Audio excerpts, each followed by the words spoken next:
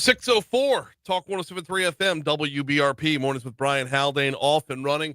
Start you off at 45 degrees in downtown Baton Rouge. Brian here with you, John LaBeouf producing, getting you ready for a busy Friday show. Man, we got so much ground to cover today. We're going to talk oil and gas. We're going to talk LNG, to be specific. We're going to talk about the upcoming constitutional amendments because there are always constitutional amendments. We're going to talk with somebody who was at the State of the Union or the non-State of the Union, the address to the joint session of Congress from Tuesday night. We're all and spring football starts tomorrow as well. Hello, got a lot of ground to cover. So let's start off with top stories and trending.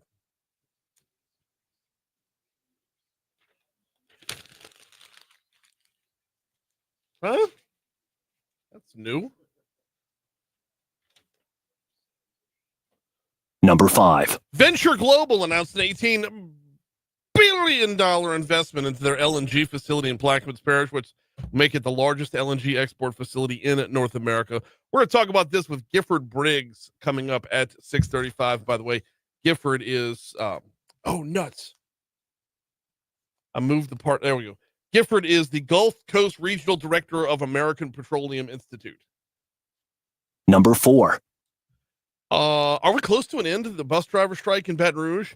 An organizer with the local bus drivers union chapter said its drivers are willing to return to work and end their ongoing strike if CAT's leadership agrees to not retaliate against the drivers who act according to their former contract. We are awaiting details on whether or not this has come to fruition or if it will come to fruition today. Number 3. An LSU student accused of uploading child pornography while connected to a university network was arrested. 18-year-old Amari West was arrested on Wednesday by East Baton Rouge Parish Sheriff's deputies following a tip from the National Center for Missing and Exploited Children that reported videos of child pornography in January. An arrest affidavit says that 2 videos depicting girls younger than 10 were uploaded to the messaging app Kik, K-I-K, an app that is frequently used to exchange child sexual abuse materials. This happened back in September of last year. Number 2. One person's been arrested in an alleged hazing death of a Southern University student, according to sources close to the investigation. Our news partners over at WBRZ, their investigative unit, reported that up to 10 people could face charges as a result of Caleb Wilson's death. No other information was provided regarding the person who was arrested, including the charges. BRPD is holding a press conference at 10:30 this morning relative to this investigation. Number 1. Last night, a family of 4 from Afghanistan landed at the Baton Rouge Metro Airport after years of struggle. This is due in no small part to the work of East Baton Rouge Parish District Attorney Hiller Moore, who's also a member of the Association of Prosecuting Attorneys, a national nonprofit working to bring prosecutors and judges from Afghanistan to safety. We're going to talk about this a lot more in the 7 o'clock hour.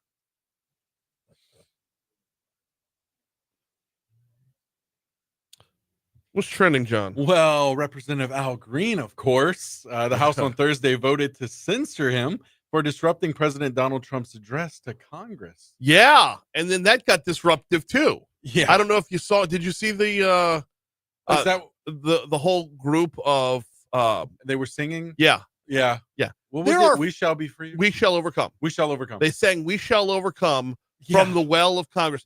435 people nationwide. 435 people are in Congress. If you are in that number, you have overcome. One would think. Right. Let's change future tense to past tense here. You're already in that number. Yeah. You're there. Yeah. Oh man.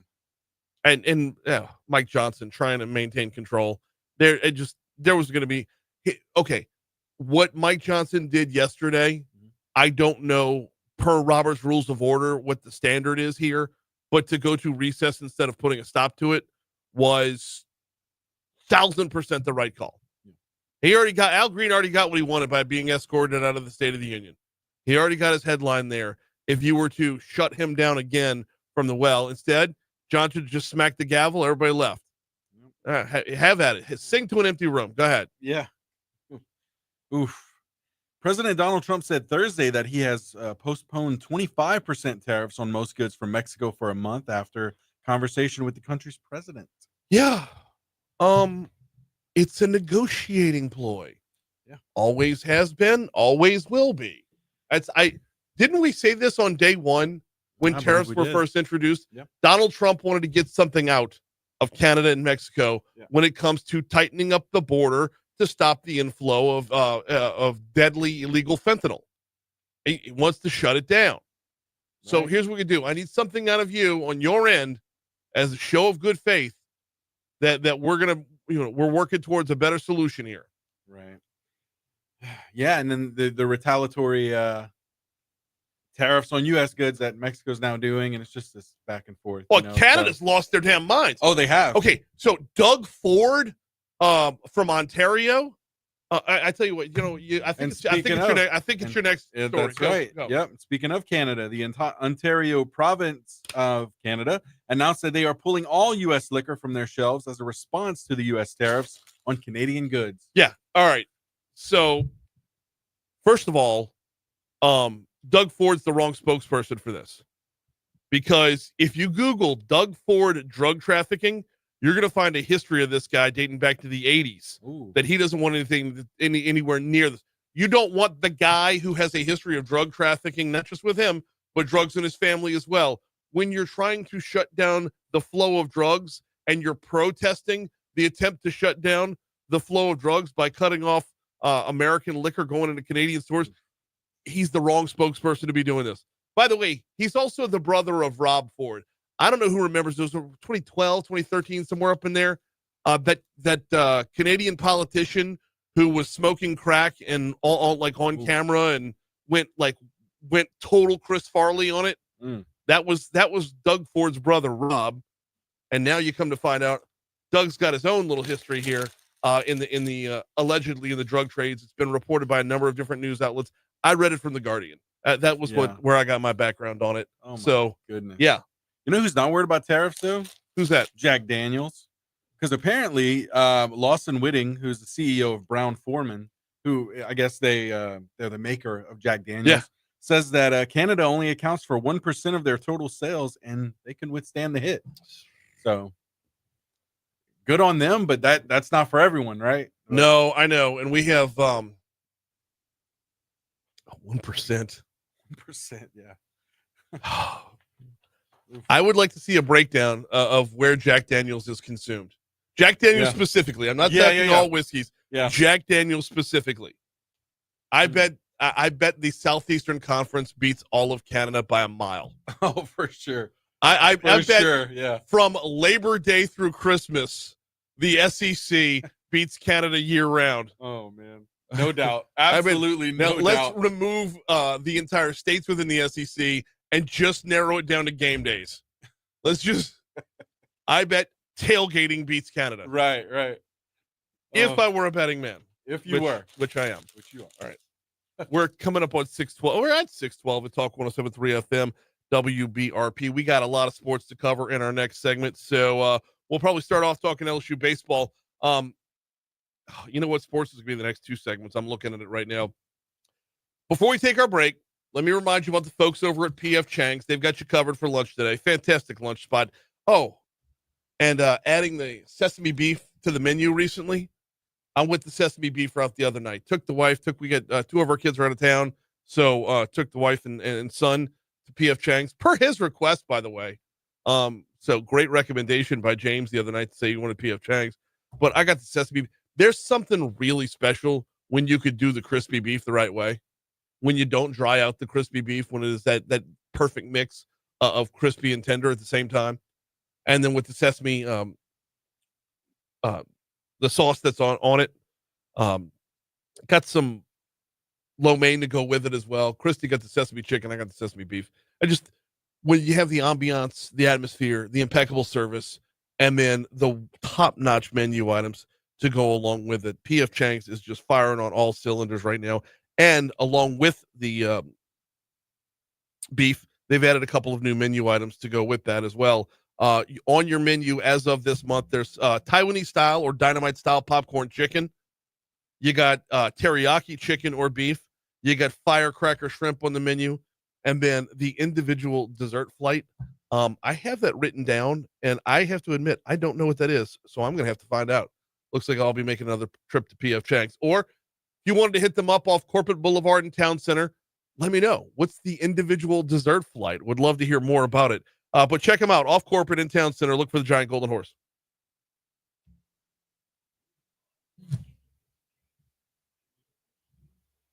Shoe Systems.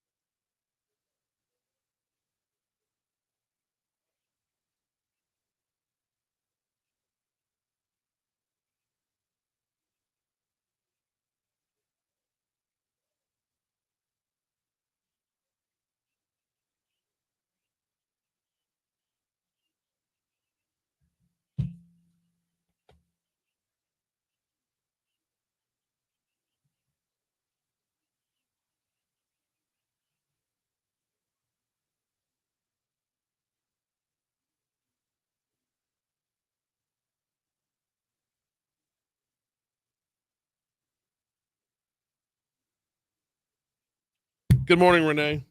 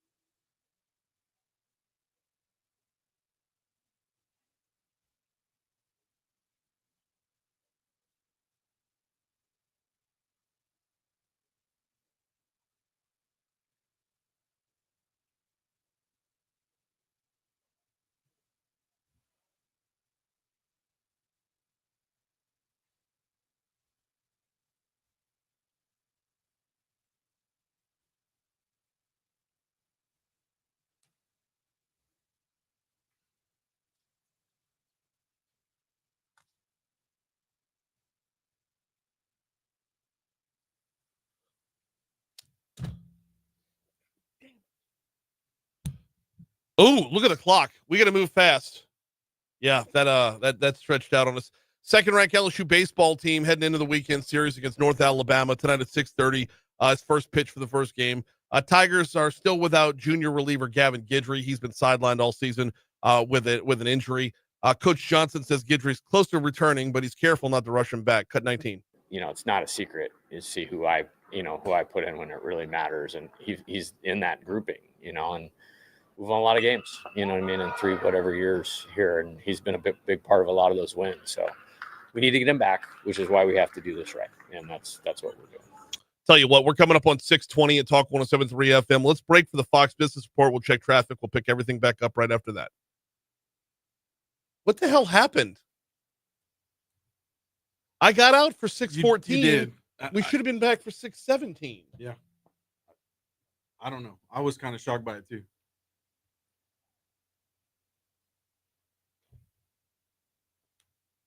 Yeah, it doesn't really make sense. I don't.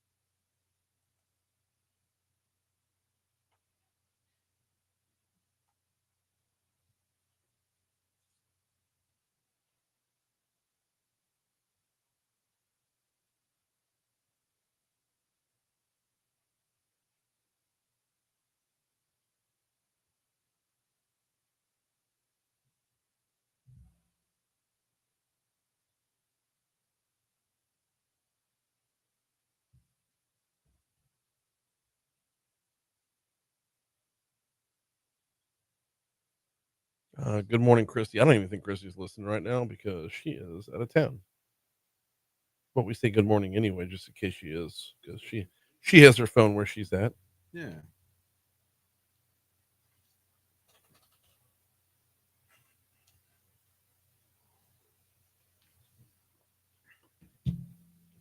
I should do the same thing, huh? Because sometimes my wife will text me and be like, "Hey, I'm listening." I'm like, "Oh, didn't know." There you go. Didn't know. No, I know exactly. See, Christy gets to listen until about 6:30, and then the morning circus is on. Oh yeah. Oh, for sure.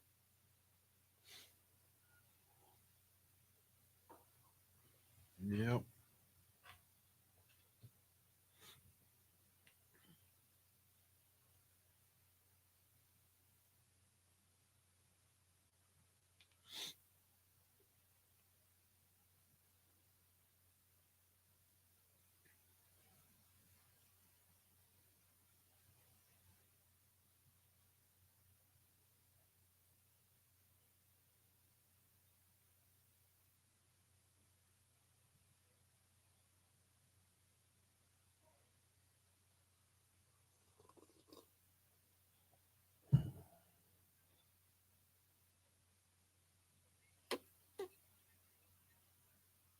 We're skip cut 20. Okay. All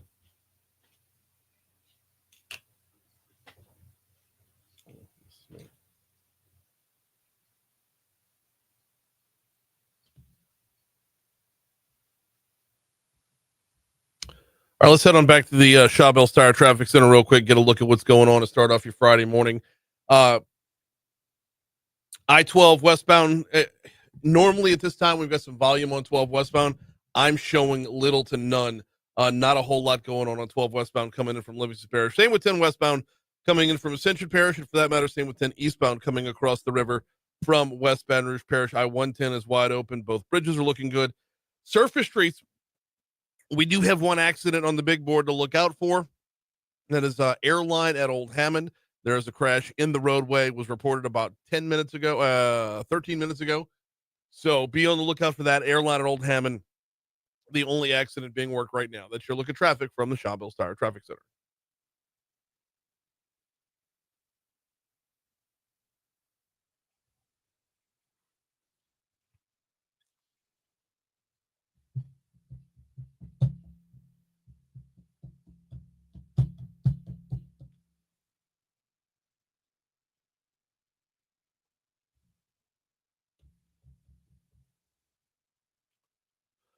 .625 Talk 107.3 FM WBRP mornings with Brian Haldane rolling right along. I'm sorry about that. We got cut short in the sports segment, but sports was rolling over this segment anyway. So let me just give you the rundown for LSU baseball for the weekend. Tonight, 6:30 p.m. on our sister station Eagle 98.1. Tomorrow there's a 6 p.m. start time. I have to believe that's going to be on our sister station 100.7 The Tiger, because LSU men's basketball tips off at 3. They'll be on Eagle. So I can't imagine those overlapping right there. So I would assume tomorrow's game's on 100.7 The Tiger, and then 1 p.m. on Sunday, LSU will round up their 3-game set against North Alabama. Meanwhile, softball, who is now 19-1 on the season, has 4 games scheduled for this weekend. Got a doubleheader today against South Alabama. This was supposed to be 1 today and 1 tomorrow with South Alabama. And then they got 2 games against Minnesota on Saturday and Sunday as well. But due to the weather that's projected for tomorrow, one of those games against South Alabama got moved up to today. So Beth Torina's Tigers are going to play at 4 and 6:30 today against South Alabama. They will take on Minnesota tomorrow at 6 p.m. and then 1:30 Sunday to wrap up before this is their last weekend tune-up before conference play, and they are looking quite impressive, to say the least. By the way, once conference play gets here for softball, you can look for them to start to show up right here on Talk 107.3 as well. Kentucky is on tap for next weekend. All right, moving from baseball and softball over to basketball, let's start with the men. They will play tomorrow, 3 p.m. on our sister station, Eagle 98.1. This is the end of the season, the regular season, for the for Matt McMahon's Tigers. They're hosting number 22 Texas A&M. It has been an absolutely brutal run this season for the Tigers, and they were improved personnel-wise, improved over last year, but the rest of the conference just really got out in front and just lapped everybody. And I don't mean lapped us at LSU. I mean lapped the rest of the nation. The upcoming big dance is going to be chock-a-block full of Southeastern Conference teams. It's going to be more representation than we're used to for March Madness. But tomorrow, 3 p.m., the regular season will round out with Senior Day in the Maravich Assembly Center against number 22 Texas A&M. Moving from the men's basketball to the women's basketball, they're playing in the quarterfinals tonight. Scheduled time, I'm showing as being 7:30 p.m. Now, that's contingent upon the game. This is in the SEC tournament, so that's contingent upon the games before them all running on time. And, I mean, in basketball, we've seen it before. If a game goes to overtime, it can push things back a little bit. So this is the quarterfinals of the tournament tonight. Lady Tigers will be without first-team All-SEC guard Flau'jae Johnson. Coach Kim Mulkey said a while ago she was shutting Johnson down as she's battling shin inflammation.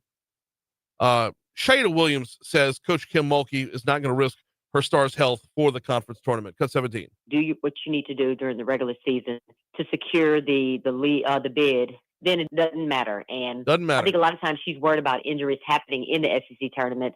So again, the wisdom to have Flau'jae sit out and, hopefully we can get a win on Friday. But if not, I don't think that's something that Coach Mulkey will lose a lot of sleep about. Not going to lose sleep over it. Shaida goes on talking about despite Mulkey's disregard. I'm sorry. Let me move from Shaida over. Williams says LSU will likely.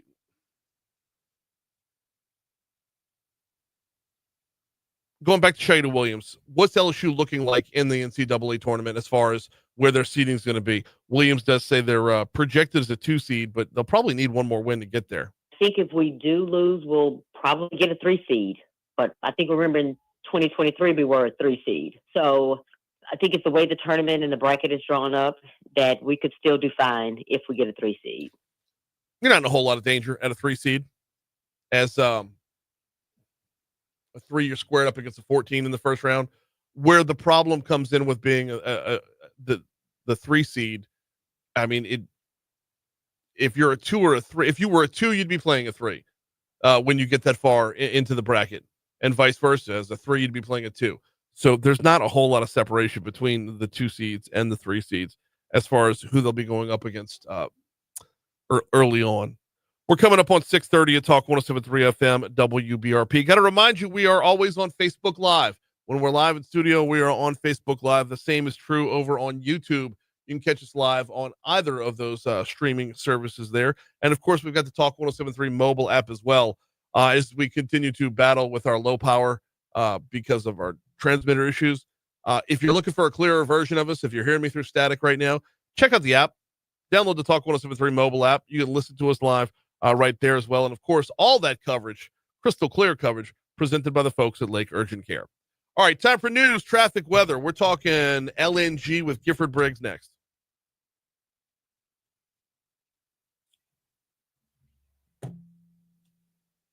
Oh, good morning, Scott. Gotta love it.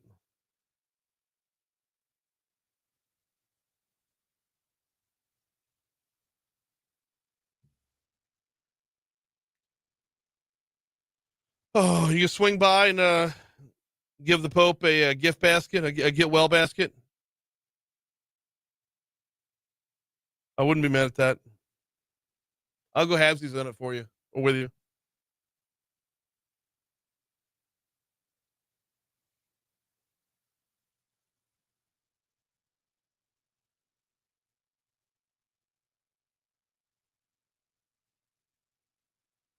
Mm-hmm. There's Gifford.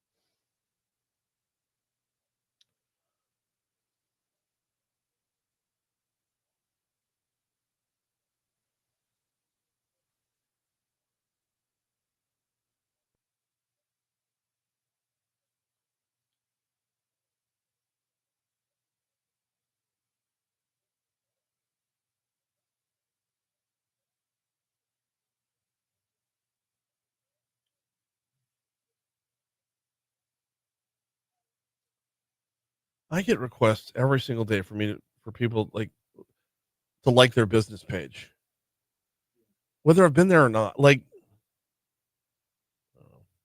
people I don't know. Oh, people you don't know. People I don't Oh, know. okay. That's a little. Maybe you've engaged with their page in some kind of way. No, or they liked add it. me because they see my name. Like I'll when someone goes to add me, I'll see what mutual friends we have, Right. and it'll be like all media people. Yeah. And it's like, okay, you just went and added every media name you recognized.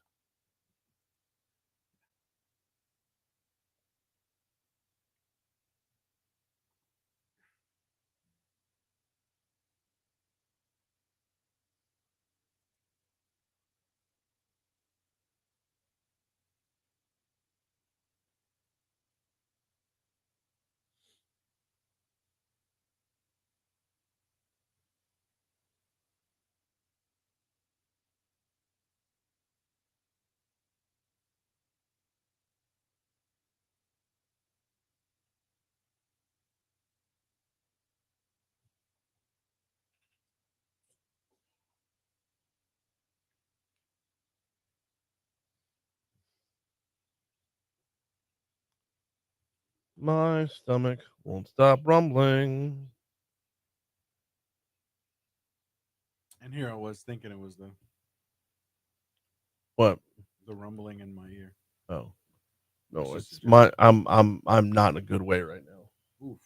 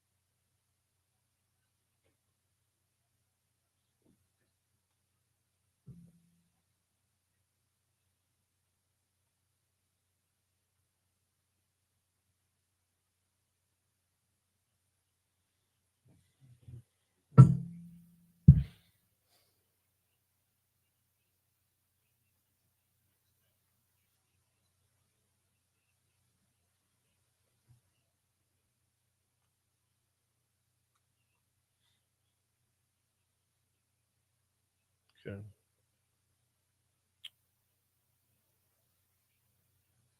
I can do that.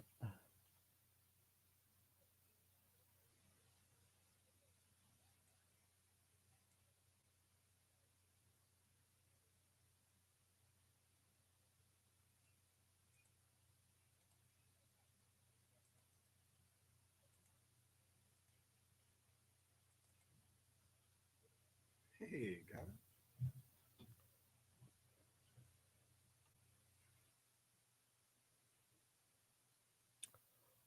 Looks like another round of showers headed this way tomorrow. Here with your full forecast, WBRZ meteorologist Tim McCade Cowan.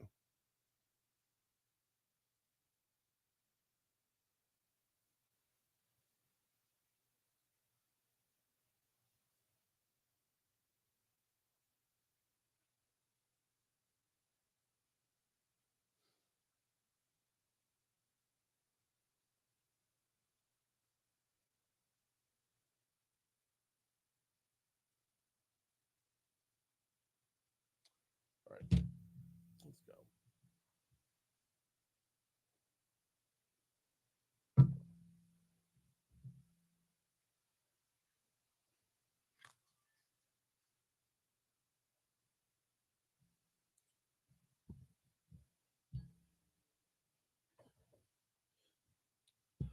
637 Talk 1073 FM, WBRP. Mornings with Brian Haldane rolling right along. You heard it in news there in our last break about the announcement of an $18 billion investment right here in Louisiana when it comes to liquefied natural gas. Well, before that, there was the address to the joint session of Congress where President Trump renewed his commitment to bringing back American energy dominance. What does that look like? Joining us now to talk about it, Gifford Briggs. He is the Gulf Coast Regional Director of the American Petroleum Institute. Gifford, welcome back, man. How are you? Good morning. How's everyone today? Doing very well. It's been a minute since you've been on, man. You been good? I've been very well. I've been missing it and glad for the opportunity to speak to you this morning. Absolutely. So let's rewind the clock back to Tuesday night. Walk me through what American energy dominance is going to look like per the president's promise. Yeah, well, I think it can be summed up, from three words that the president said, and gives you the philosophy, which is drill, baby, drill. Yep. And along with that, you had the huge announcement with Venture Global yesterday with Secretary Bergman right there to, sort of just take immediate steps following the president's speech on Tuesday night, just to continue to reiterate that that American energy is at the forefront and of this presidency, and whatever I think in his mind, whatever it takes to get there. We're talking with Gifford Briggs from API. Okay, when you throw the phrase out there, drill, baby, drill, environmentalists tend to lose their minds. this is not with reckless abandon towards the environment. I mean, we've gone great lengths, especially here in Louisiana, to make sure that there are environmental and safety precautions taken into what we do.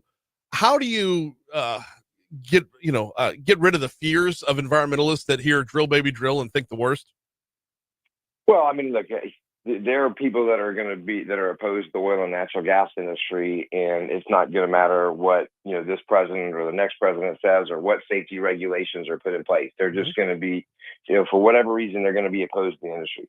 When the president says drill baby drill, that's he's not talking about with reckless abandon. What he's saying is we're going to enact policies that are going to unleash American energy, and that could be permitting reform. Obviously, the announcement focused on Venture Global. President Biden had put a pause on the issuance of LNG export permits. And one of the first things the president did was to remove that restriction so that we can begin constructing these great LNG projects so that we can export American energy progress and the natural gas that we are blessed, particularly in Louisiana, with that have helped lower emissions for our country. We can export that technology and those benefits around the globe, and our allies in Europe that are relying so much on Russian energy right now and others. We can begin to support their efforts. So it doesn't mean that we're going to throw the environmental protections out the window. It just means that we're gonna those stumbling blocks, those roadblocks that are there that keep investment in American energy behind closed doors. We're going to start removing those restrictions so we can get those dollars flowing again. Well, since the American Petroleum Institute was founded over 100 years ago, the environmental concerns have been evolving is probably the best word, to where everything gets refined, standards get refined, pardon the pun with refined, but where standards get improved along the way. It's y'all have kind of been on the forefront of that. It's part of your mission. Yeah, so I mean, API maintains a catalog of over 800 international standards that are developed in a manner with open feedback and input from all voices, and that's the only way that you can meet the rigorous national standards. And I mean, if you look at it, the way we used to drill for a barrel of oil in Jennings, Louisiana in 1901 is very different than what we do today. And you look at you go in the Gulf of Mexico, and these platforms that are out there operating, are the stringent environmental standards, on the planet. Yeah. And because of the environmental progress, because of these safety standards, because of the industry's investment in continuing to produce energy in the most environmentally responsible way, we've actually seen our country's, overall emissions reduce year after year, because we've been able to leverage the technologies that our industry just continues to innovate and implement. We're talking with Gifford Briggs. He is the Gulf Coast Regional Director of the American Petroleum Institute. Gifford, when I hear drill baby drill, what I hear is jobs baby jobs. Talk to me about what that's going to look like and how long we're going to have to wait before we start to see more jobs being added right here in Louisiana. Look, that's a great point, and obviously, I think just look at the announcement yesterday at Venture Global, where Governor Landry said that this is going to be the largest construction project in the United States. I mean, that is, without question, jobs, baby jobs, and something that is much needed, everywhere in the country right now, but certainly in Louisiana. Louisiana is also, in the leading edge right now of implementing carbon capture and sequestration technology. And you're looking at 20, 30, $40 billion of investment in the state of Louisiana, deploying that technology, and it continues to be part of the president's mission of drill baby drill, and capturing emissions and storing them safely, underground. And Louisiana right now is, for one of the few times gets to look at it. Texas is behind, and Mississippi and Alabama and Arkansas, and really the whole country is looking to Louisiana as the real leader in this space. Going to get back to carbon capture in a minute, Gifford, but I want to stick with the workforce topic, or the workforce angle on this topic. When you see 4 years go by of Joe Biden putting a pause on drilling, putting a pause on permitting and all that, what effect does that have on Louisiana's workforce in this field? I mean, obviously, people are going to retire out, they're going to age out, but do we have the workforce to meet the number of jobs that are going to be on the way over the next few years? Well, Louisiana has always been a leader, when you look at the workforce space, right? I mean, if you go to the Permian Basin right now, you drive around, you see Louisiana license plates everywhere. That's because some of the best workers, particularly in the oil field, come from South Louisiana. These are highly technical, well-trained, hard-working Louisianians who have the expertise in the oil and gas space. Obviously, we wanted for a long time. We want more of those jobs in Louisiana, and hopefully, we can see more investment in the state and maybe fewer Louisiana license plates out in West Texas and more in the state of Louisiana. But as industry grows and then we start seeing areas where we're short, there's significant workforce training programs that we can, that exist at some of our technical colleges in Louisiana, and certainly within our companies and training programs that we can begin to ramp up if we see that there's a need for more workers. All right, let's talk carbon capture, usage, and sequestration, because this is, it's a headline every time you turn around. It looks like there's a ton of money being invested into building out the infrastructure for this. For those who are nervous about it because it sounds new, walk us through how we're prepared to do this the right way. Yeah, sure. So, while the technology may seem new to some, it's been around for a long time. In fact, you've got a project right there just outside of Baton Rouge in Denham Springs called Lockhart Crossing that has been injecting CO2 from the Jackson Dome in Mississippi safely underground for well over a decade, and multiple injection points right throughout the community. Many don't even know that it's there. So while the term is certainly, as you said, more of a headline today, the process of taking CO2, injecting it underground, is been around for decades, and certainly something that industry has the technical expertise to be able to do. And hopefully we'll be able to see that being deployed. There's projects all over the state of Louisiana. Many of them are tied to new investment opportunities where we're constructing, new facilities, new refineries, new manufacturing plants, capturing those emissions, and then transporting them and being able to store them safely underground. For those that are in the industry, when we extract oil and gas from the ground, we extract anything from the ground, there's a product there. When we're putting carbon into the ground, is there a product there? Like, where's the money come from? Well, so the product is on the other side, right? So, if we're manufacturing ammonia or hydrogen and we're capturing those emissions, the product is actually what's being manufactured in the hydrogen or the ammonia. And what we're seeing is that, companies around the globe are continuing to want and are making investments in products that have been produced in a more environmentally friendly way, and they're willing to be able to pay, in many cases, a premium for those products. And so if we're going to meet the needs around the world, and we see this in natural gas and in natural gas exploration, that companies want LNG that has been produced in a way that is environmentally friendly. And so we have to capture those emissions and take steps to reduce the emissions from the actual production facilities in order to be able to sell that natural gas to companies around the globe. And so we're seeing that demand for products, all over the globe. And so Louisiana has the opportunity to be able to start manufacturing those products and be a leader in being able to export the technology. We've got exactly 1 minute left with Gifford Briggs, the Gulf Coast Regional Director of the American Petroleum Institute. Gifford, what's next, man? I'm not asking you to crystal ball the next headline to come in, but where should our attention be right now?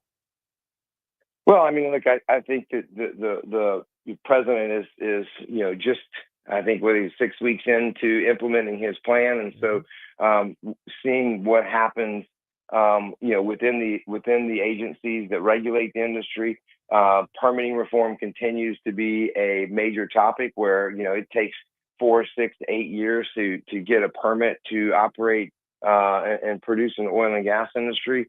That's just too long. And so those are, that's an area that API is looking into. And then, working closely with our partners in Louisiana so that Louisiana continue to lead in this CCUS space is really where, I'm looking in the Gulf Coast region to focus our efforts. He is Gifford Briggs with API. We appreciate the time, man. We'll talk soon. Yeah, man. Anytime. Have a great day. You too. It's 6:50. Here's your money now. Oh, David and Debbie completely disagree with the president.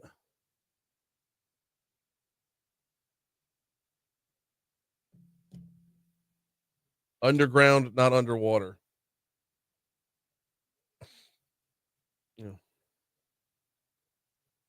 The more I learn about carbon capture, the less I'm afraid of it. I started off from a very questioning standpoint, and the more I've learned about it, the more comfortable I am with it.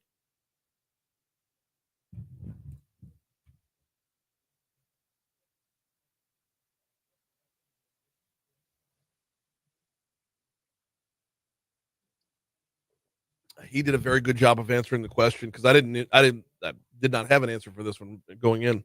But what's the product? Like when we pull oil and gas out of the ground, we have a product. There's something to sell. I mean, just pumping carbon into the ground, that's not a product. That's being propped up by federal dollars. But when he talks about the ammonia and the hydrogen, that's a hella good point.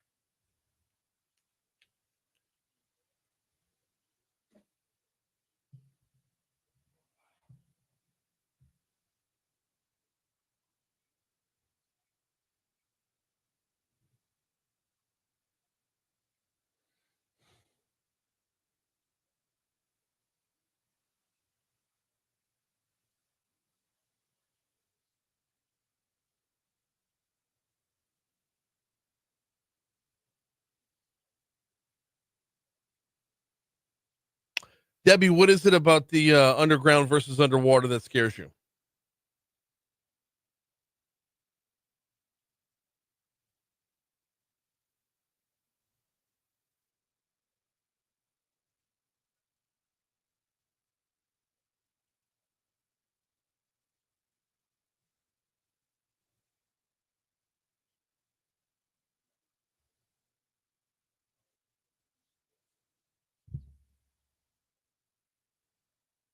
If something happens in Lake Maurepas, not only does it ruin drinking water, it will kill shrimp breeding in the lake.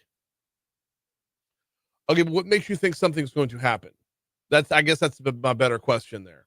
Lake Maurepas runs about 10, 12 feet deep. This is being pumped more than a mile under the ground.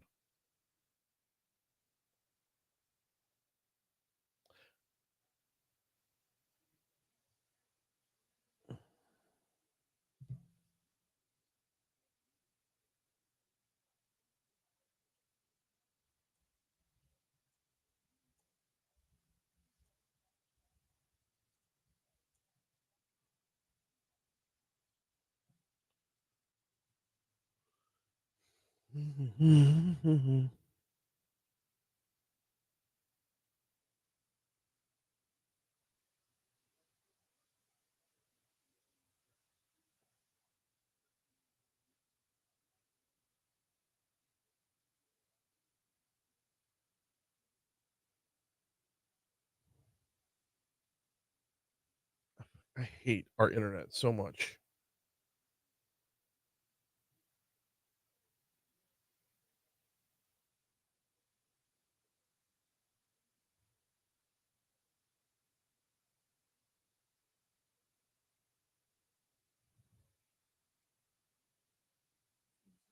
Hmm? Yeah. Yeah.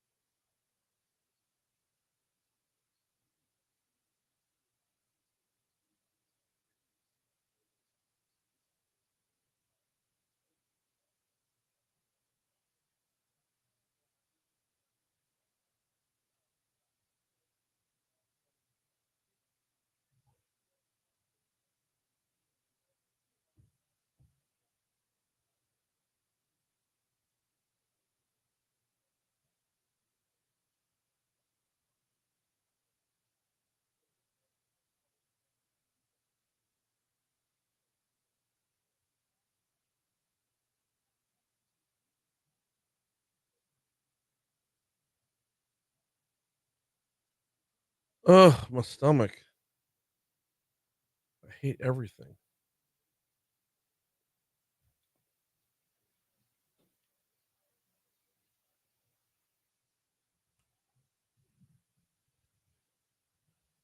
Hey, flip flop. No, never mind.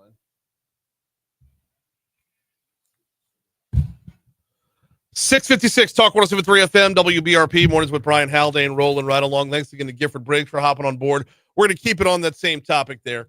As you heard in our news at the bottom of the hour about the big announcement coming from Venture Global. We'll pick that up in exactly 60 seconds. I do need to remind you about the folks over at Cajun Soft Wash. CajunSoftWash.com is the website. CajunSoftWash.com. We're getting into springtime. And as we get to springtime, you're thinking spring cleaning. Well, don't just think spring cleaning for your home, and certainly don't just think inside. How about your business as well? Take a look at the walls. Take a look at the roof. Does it need a good cleaning?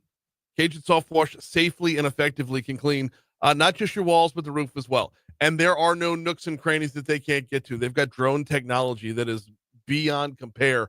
Nothing is unreachable with Cajun Soft Wash. And when you're removing algae, when you're removing mildew, when you're removing all that ick that built up over time, you're extending the life of your roof. You're making your roof last longer. So it's actually an investment in depreciation, if nothing else.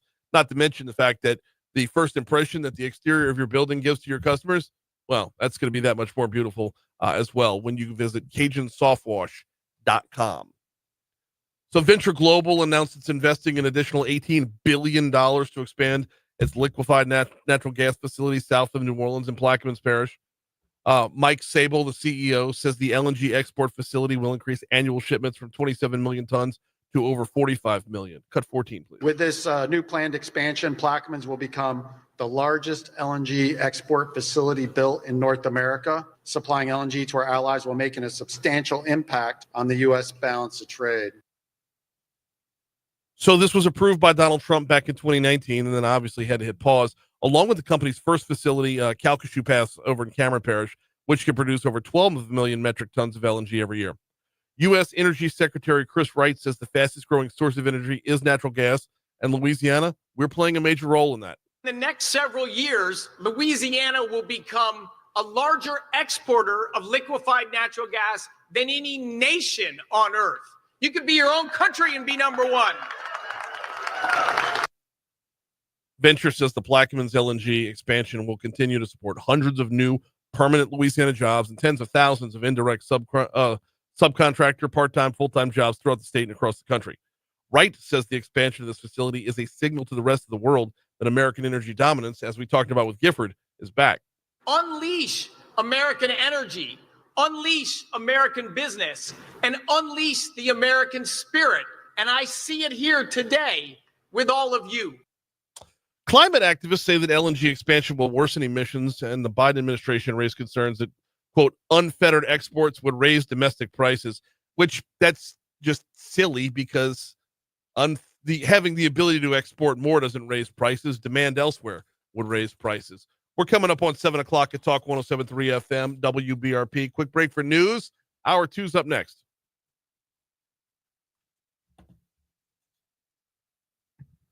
I think the whole carbon capture industry is crony capitalism. So, okay, and that's Galen, that's why I asked. By the way, the point is why in the middle of a lake? Think logistics alone. And Debbie, I'm not, you have the same questions on that I do. But I get to a certain point of where I say, I don't think they would be investing in this if they didn't think it was A, going to be safe, or B, going to be profitable. If it weren't going to be safe, they wouldn't do it because they would be the ones that would be on the hook for any litigious action on the back end. If they turn Lake Maurepas into a Topo Chico, they're going to get sued for billions of dollars. They have risk analysis people that evaluate all that stuff. So while I don't understand it, and clearly you don't agree with it, I'll just, there's times where I defer and say, you know what, you've probably invested more of your time into studying this than I have, so I'll stand down.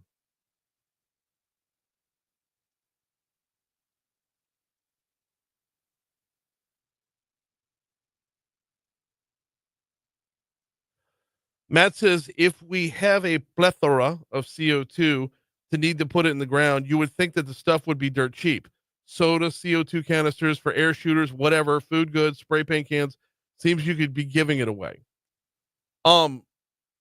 Matt is on the same page as me with this, and that, yeah, I'm like, why not? Why wouldn't we use as much of it first if we have unlimited supply? We're harnessing the supply for a different purpose. It's a byproduct, if you will. Usage of it is a byproduct. Therefore, it is a free raw material. I'm with you. Galen says, I think the whole carbon capture industry is crony capitalism. That's why I asked about the product. When Gifford explained about the ammonia and the green hydrogen, with those being byproducts that are being used, now that there's a product that, see, I understand it better now that I know that there's a product they can sell.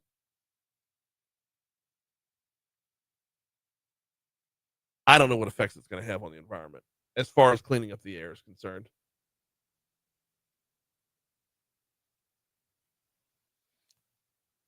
And not to be, get ready for this one, Galen. You're gonna freaking hate me.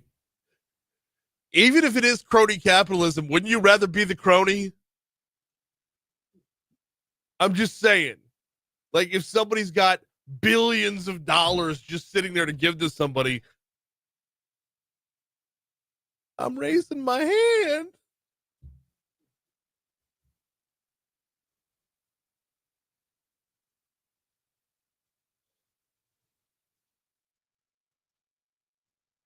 I don't pretend to know much about carbon capture, and I'm not sure they're still doing it, but I think Exxon draining our aquifer is more dangerous to the area than carbon capture. 1,000%. 1,000%. The Southern Hills Aquifer is it. Why can't Exxon cool everything on the river with river water? They don't need aquifer water to cool things down. You're taking perfectly clean, best drinking water in America, second best besides what's in Abita and Covington. But you're taking perfectly clean water that we should be used for our personal consumption and just hosing things down with it. Billions of dollars from taxpayers. No, okay, yes, but it's going somewhere.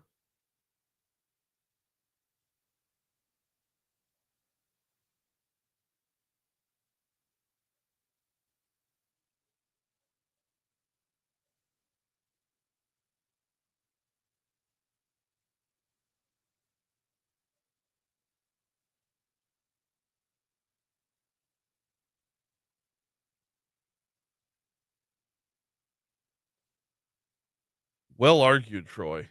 Well argued.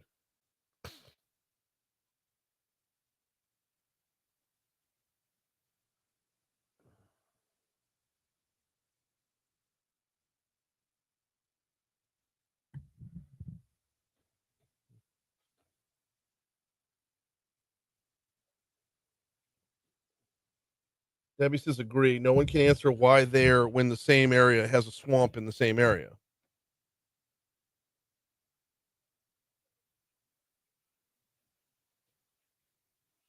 But you see my point about the risk assessment, though, right? Like, nobody's going to invest millions of dollars into something that's going to lead to $1 billion lawsuit. They're here to make money, not get their asses sued.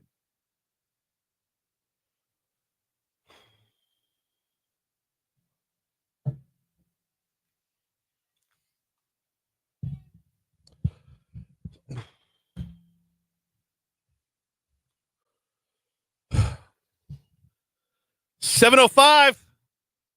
Talk 107.3 FM, WBRP, mornings with Brian Haldane, rolling right along hour 2 coming your way right now. Brian here with you, John LaBeouf producing. We are starting off your second hour at 48 degrees in downtown Baton Rouge. This hour, we're going to talk with Stephen Procopio, Dr. Procopio from the Public Affairs Research Council, going to join us to break down the other constitutional amendments. We had him on about 2 weeks ago to talk about constitutional amendment number 2 that's going to be on your ballot on March 29th. That one involves basically, I don't want to sum it up the wrong way, but I don't want to oversimplify it, but changing the way we tax, or what we can tax and how we can spend and what we can cut, and Article 7 of our state's constitution. The other 3 amendments on the ballot are just as important, and they've gotten little to no attention. So I want to talk with Dr. Procopio about that. Also this hour, we got a large handful, 2 hands full, if you will, of news stories to knock through in our next segment. Right now, though, top stories and trending. Let's go.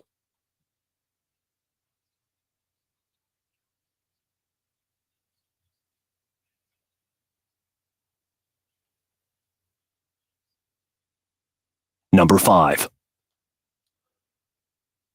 On Thursday, that would be yesterday, a family of 4 from Afghanistan landed at the Baton Rouge Metro Airport after years of struggle. ABR District Attorney Hiller Moore is also a member of the Association of Prosecuting Attorneys, the APA, a national nonprofit working to bring prosecutors and judges from Afghanistan to safety. A lot of these attorneys and judges prosecuted members of the Taliban within the justice system that was established after we went in there, and they are in danger on a daily basis right now and need to get to safety. We're going to talk about this a lot more in our next segment. Number 4. Venture Global, talked about this last hour, announced an $18 billion investment into their LNG facility in Plaquemines Parish, which is going to make it the largest LNG export facility in North America. We had Gifford Briggs on last hour. We covered it in the segment after that as well. If you missed Gifford, he'll be available on demand at talk1073.com, courtesy of Lake Urgent Care. Number 3. Are we close to an end to the bus driver strike here in Baton Rouge? An organizer with the local bus drivers union chapter said its drivers are willing to return to work and in their ongoing strike if CAT's leadership agrees to not to retaliate against the drivers who act according to their former contract. We're awaiting details on whether or not the contract proposed is being thrown out and whether or not they've hammered out a new agreement. Hopefully we'll hear about that either today or over the weekend. Number 2. An LSU student accused of uploading child pornography while connected to a university network was arrested. 18-year-old Amari West picked up Wednesday by East Baton Rouge Parish deputies following a tip from the National Center for Missing and Exploited Children that reported videos of child pornography back in January. An arrest affidavit says 2 videos depicting girls younger than the age of 10 were uploaded to the messaging app KIK, or Kik, an app that is frequently used to exchange child sexual abuse materials, in September of 2024. Number 1. One person's been arrested in an alleged hazing death of a Southern University student, according to sources close to the investigation. Our news partners over at WBRZ, their investigative unit, reported that up to 10 people could face charges as a result of Caleb Wilson's death.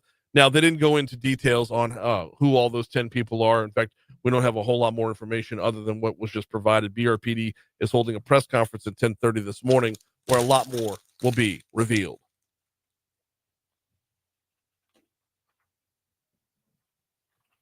Yes, John, what's trending? Well, I'll tell you what, it's not all love and happiness over here. As an You unrepentant can't steal my joke from Al Wednesday. What? Yes. Why not? Yes. Why not? Because it was already, Why not? it's already What if been they out didn't- there. What if they didn't listen? What if they didn't listen? Yeah, well, I used that one when Franz was in here. Well, I don't know any other song title of his that would work. You keep going. Tired I'll of work being on alone? Al Green's song titles. I Can't Get Next to You. Oh, that might be a good one. Yeah, that was a good one. Okay. I Can't Get Next to You. Hey, unrepentant Representative Al Green is the House voted on Thursday to censure him for disrupting President Donald Trump's address to Congress. Yeah. It's all canes up here. He had the cane with him again yesterday. Man. By the way, New Orleans born Al Green. Yes. Didn't know if you knew that or not. New Orleans born Al Green, and now a congressman from Texas. He's hurt, man. And how can you mend a broken heart? There you go. See, I got There another you one go. in. There I you got go. another one in. Oh, man. Hey, President Donald Trump said Thursday that he has postponed 25% tariffs on most goods from Mexico for a month after conversation with that country's president. Negotiating tool. There we It's go. a negotiating tool. Isn't that what we're doing? This- Just back and forth. Yes, You know? always has been. Overreaction. I put tariffs on you. No. I put tariffs on you. No, but here's And the thing. Not I put tariffs on you. It's I'm going to. Yeah. Donald So the threat, Trump. The threat Okay, is there. let's break this down because I didn't. We broke this down when the tariffs were first announced. Right. And it's a negotiating tool. As easy as they're implemented, they can be removed. Okay. This is the president saying, I will turn this car around if you don't start behaving. And when we talk about behaving, we're talking about curbing fentanyl crossing the border as for both Mexico and Canada. I mean, and Mexico's president's now saying, whoa, give me a go at this. Can you push pause for 30 days? And the president said, yes, I can. Okay. That's what a negotiating tool does. That's It starts negotiations. Stop overreacting. Yeah. Hey, the Ontario province of Canada announced that they will be pulling all U.S. liquor from their shelves as a response to the U.S. tariffs on Canadian goods. Yeah. So Yeah. Good old Doug Ford up there. Brother of Rob Ford, for what it's worth. I don't know if y'all remember back in 2013 when Rob Ford had his crack cocaine video scandal. And he went full Chris Farley on all of Canada. Yeah, he admitted to smoking crack. He said, probably in one of my drunken stupors. That's doubling down right there. I only smoke crack when I'm drinking. That's your defense. But however, so I Googled Doug Ford drugs, wanting to know, and my intent here was to find out, are drugs getting from Ontario into the U.S.? Like, what say does he have in this? What control does he have over curbing the spread of fentanyl? So I Googled Doug Ford drugs, and I got something completely different than what I was expecting. Really? What I was expecting was talking about fentanyl moving over here. What I got, however, was the Globe and Mail.com. I don't know the validity of the Globe and Mail.com. I don't know how accurate they are. But Globe investigation, the Ford family's history with drug trafficking. Now, this is a 12-year-old story or a 11 and a half-year-old story, just like Rob Ford, because the story became public when Rob Ford was, blazing up crack like Pookie in New Jack City. Oh. Doug Ford apparently was the go-to guy to get your reefer back in the 80s. Okay. Yeah, allegedly, according to Allegedly? these sources. So I scrolled down. I found another story and another story. Now, a lot of them link back to the same sources. So you're seeing repeated reporting, Yeah. which I hate. But if the original sources are accurate, if the original sources are accurate, this is not the right guy to be championing this cause, saying, hey, America, we're going to cut off your liquor because you want to curb the flow of fentanyl. Yeah. Just Moving right along. Yeah. Oh, this is golden. Isn't it, though? Isn't it? I remember that Rob Ford video like it was yesterday, man. Really? Oh, goodness gracious. And when I say, and I don't want to speak ill of the dead with Chris Farley, but like this was full on Matt Foley living in a van down by the river. It's 7:13 to talk 107.3 FM WBRP. We got to take a quick break. When we come back, you heard the story in news about a couple of legislators wanting to get rid of fluoride in the water. We'll talk about it next.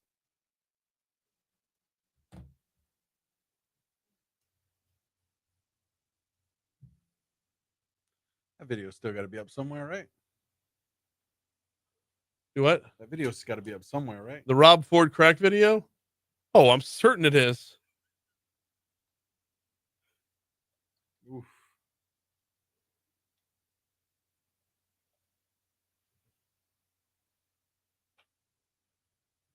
Galen, you forget Bill Clinton didn't inhale. How quickly we forget.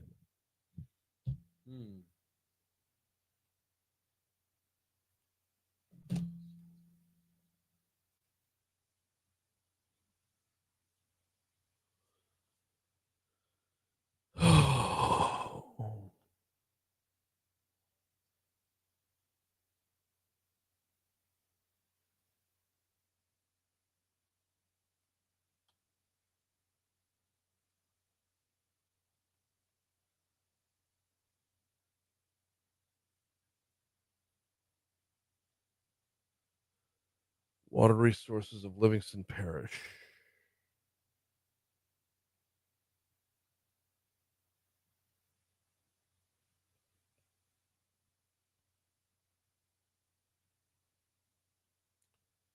All right, that's printed. I can dig into that later on.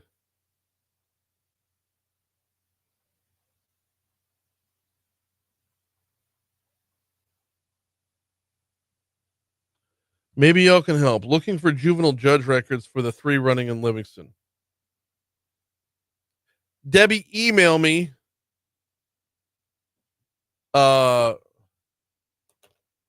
Email me about that, so I'll remember it after the show. Brian.Haldane@guaranteemedia.com. Patrick says Canada removing American booze. Childish. I didn't say it was childish.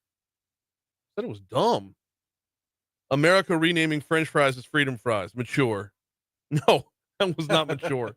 I think we can all look back on that and say, at certain times throughout American history, big shit happens and we lose our minds. For example,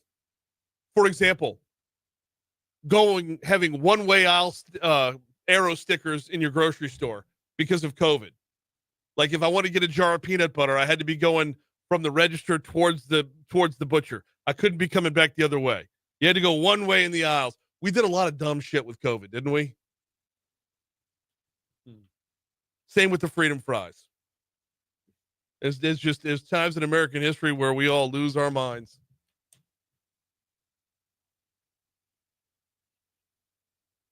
The important part is, can we look back on it afterwards and kind of laugh at it? Like, can we look back at that and say, yeah, it was dumb? Because if we can't, we're going to do it again. Right. You know?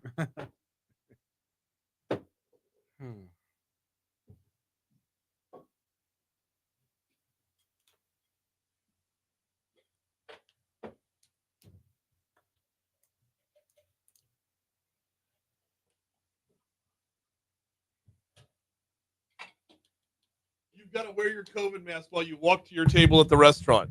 Once you get to your table, whatever. You can have whatever you like. My favorites were the people eating through their masks, like lifting their masks to chew. Yeah. Put the mask up.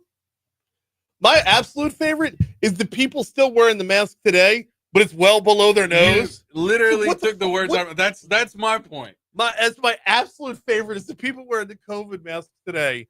Like to this day. Yeah. Still wearing COVID masks, but they're not covering their nose with it. It's like, if you're still afraid, I understand fear. It's a weird motivator, but do it right. And not in your car. If you're riding alone.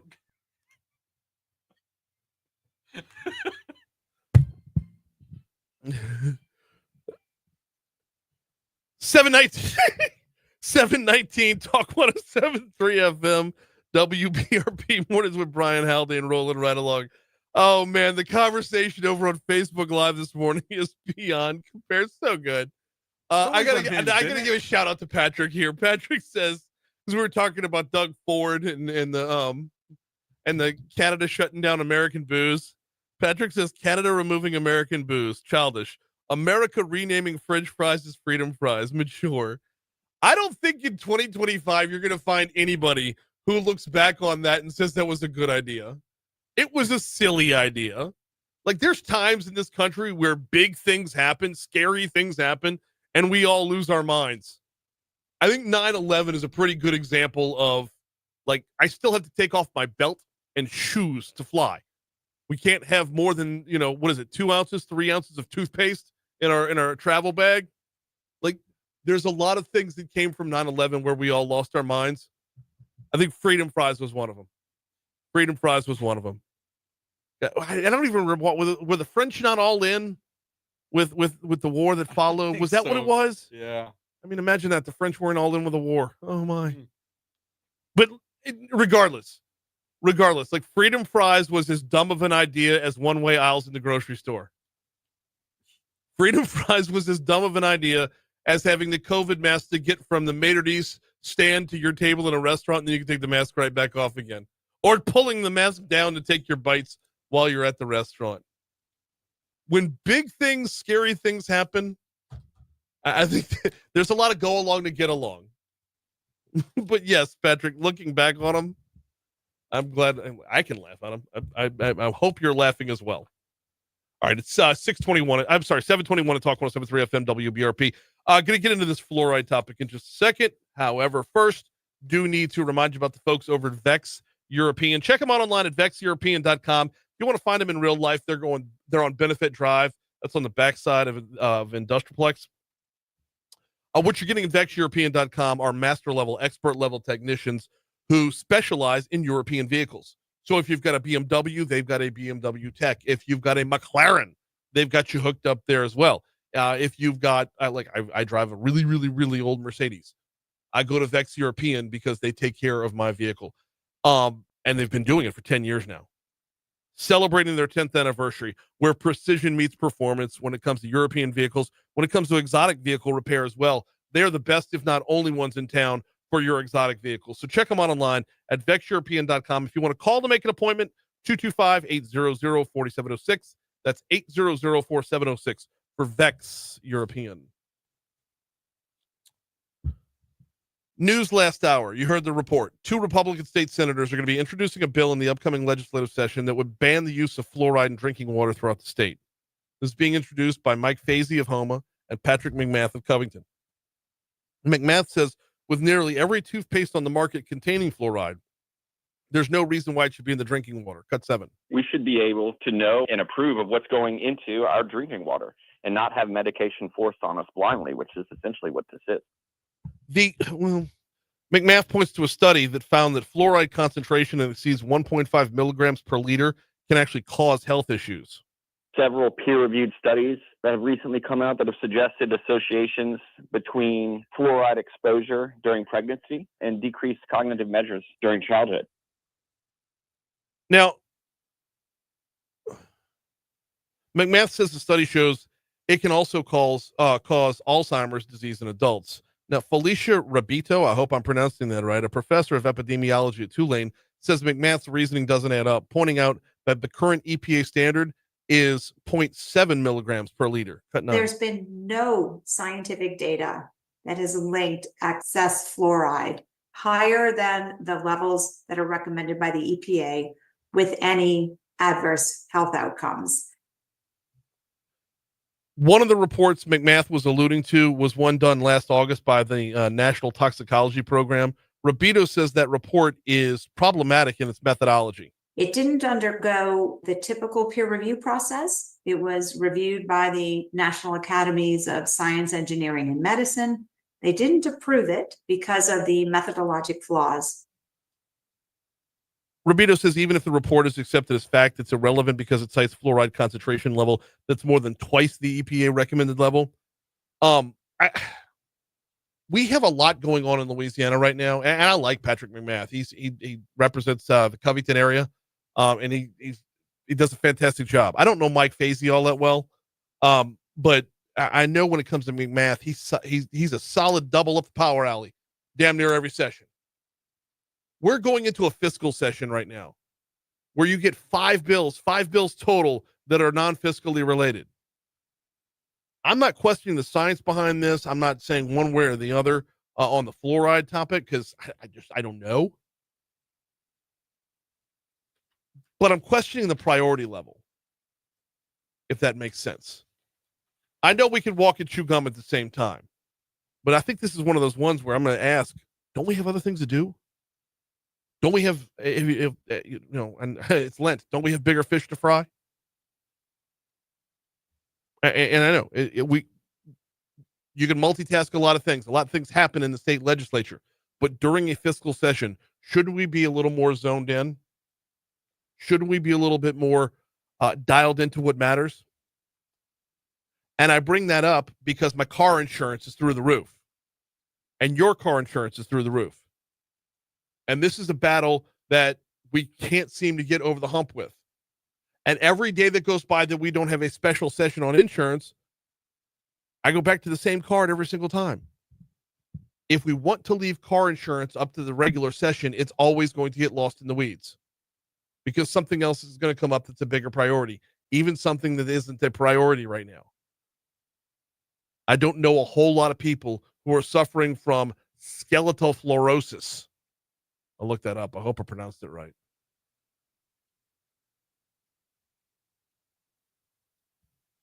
I know you can have more than one priority at once. I get that. But why is this one on the table right now at all?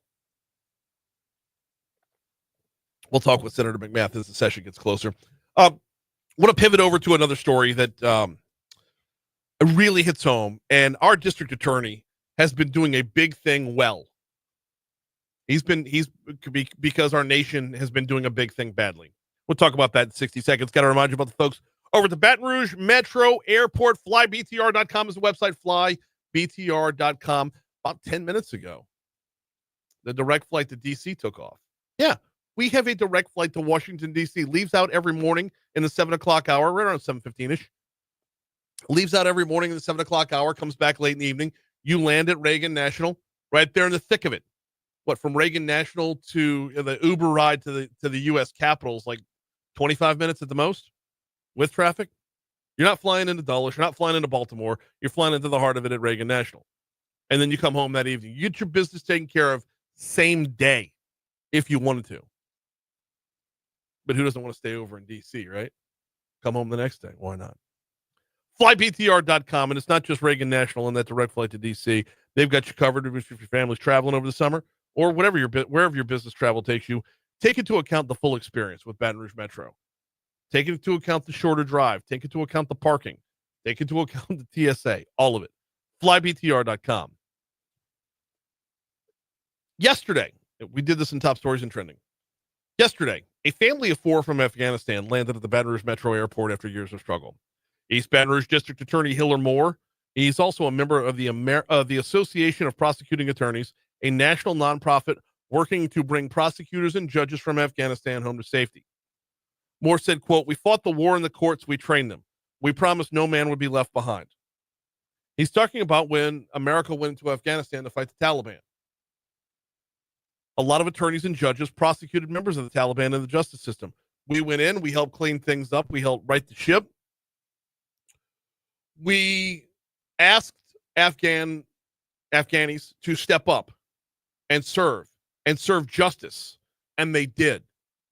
Prosecuting attorneys argued to put the Taliban in jail. Judges convicted the Taliban and put them in jail. And then what happened? We packed up ship and bailed. Well, what happens then? Remember that scene in The Dark Knight Rises when they have that kangaroo court and Scarecrow's actually the judge? Was that his name? Scarecrow was actually the judge. That's what happened after we left Afghanistan. The script got flipped. The prisons got opened back up again. The Taliban was out and running. And the very people that we asked to step up were now in the crosshairs. We're now becoming the prey, if you will, in danger. Hiller Moore's been working on this for some time now, and what big news to see a family of 4 find their escape. And there's so many more still to go. Back to the Story from WBRZ. Many of these attorneys and judges prosecuted members of the Taliban and the justice system. Moore said when the U.S. pulled out of Afghanistan in 2021, nearly 1,000 people serving the justice system were left behind. 1,000 people.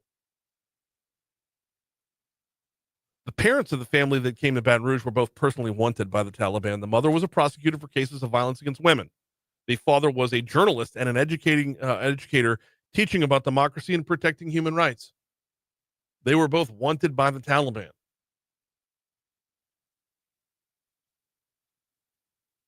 We did a big thing badly when we left that country, the way we left that country. Good to see the work getting done to get some folks to safety, whether here in Baton Rouge or anywhere around the world where they don't have to fear for their lives, as long as it's not in Afghanistan. We're at 7:30 at Talk 107.3 FM, WBRP. Quick break. We'll talk with Dr. Stephen Procopio next.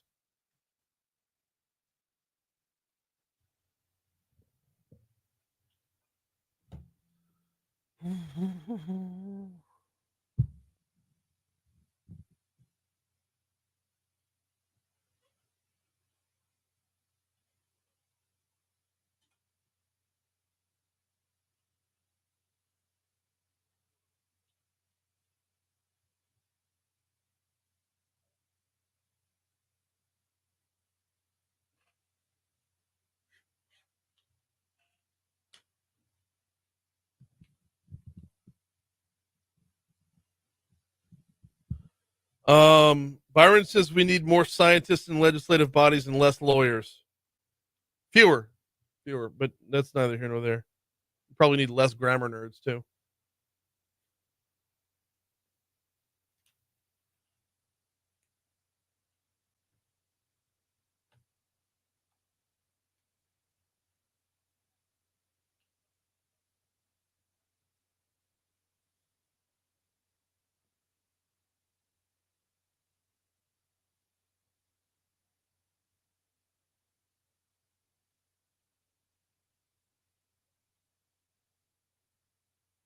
I guess this I was recently on a flight with Senator Kennedy talking about politicians taking private jets.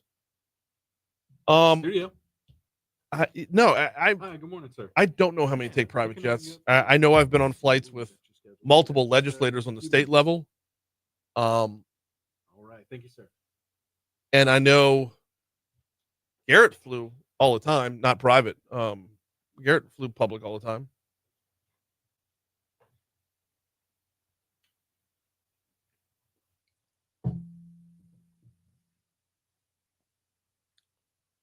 I'm from Lake Charles. Grammar ain't my strong suit. Fair enough.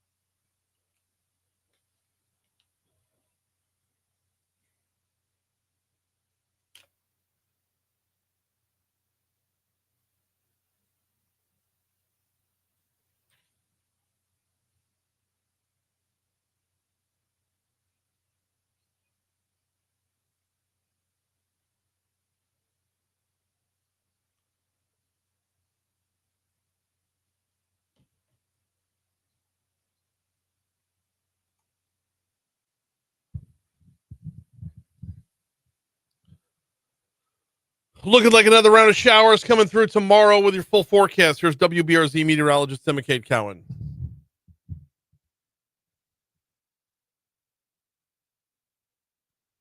I can't speak for Mike Fasey because I don't know him that well, Patrick, but I can 100% guarantee you that Patrick McMath does not.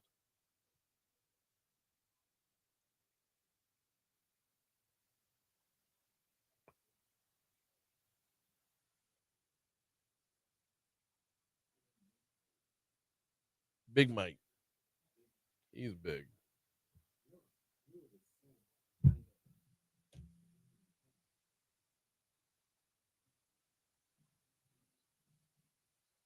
Oh.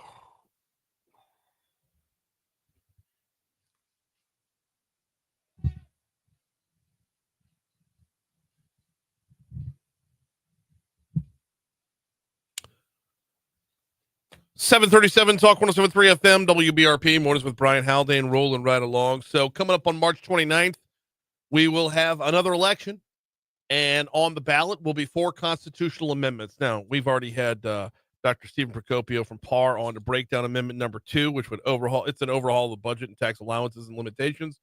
But there are 3 other amendments on there. Number 2 is probably going to be the biggest ticket one, but let's break down the other 3 as well so we know what we're facing. We know what we're voting on or what we're voting for or against when we get to the ballot on March 29th. Stephen, welcome back. How are you? Oh, doing great. Love the weather today. I haven't been out. Like I get in before dawn, so I'm always a step behind when it comes to the actual how it's feeling outside. So looking forward to it then. Awesome. Amendments 1, 3, and 4. Let's break them down. Sure. Start with Amendment 1. What does it do? Okay, all these things are judicial amendments. They're all dealing with the judicial branch. Amendment 1 actually does 2 things. It puts in the Constitution the ability of the Supreme Court to discipline out-of-state attorneys. Now, the Supreme Court thinks they already have this ability, but this would add it to the Constitution. And this all stems from some lawsuits after some hurricanes Laura and Delta, when they had a Houston law firm that filed like 1,500 lawsuits on behalf of against insurance companies, and some of the people didn't even know they was filed on their behalf. So there was some pushback to that, and that's why you're seeing this change. The other one is it allows the state legislature to create specialty courts that are larger than a judicial district or a parish, because we already have specialty courts. We have about 38 of them. Most of them are drug courts. But this would allow statewide or regional. And I think one of the interests that the author talked about the most was like a business court, which I think about 27 of those exist throughout the rest of the country. So it would allow that to come into being. What do we know about specialty courts and their, not just their effectiveness, but their effects on regular court as well, as far as lightening the docket, lightening the workload?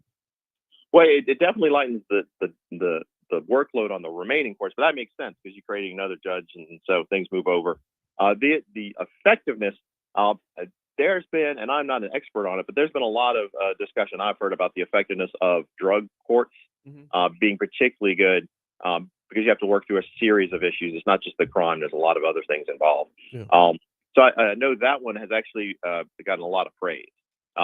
Now, I don't know that they're going to make statewide drug courts, though.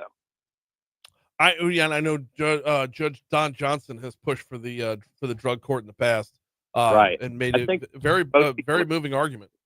Yeah.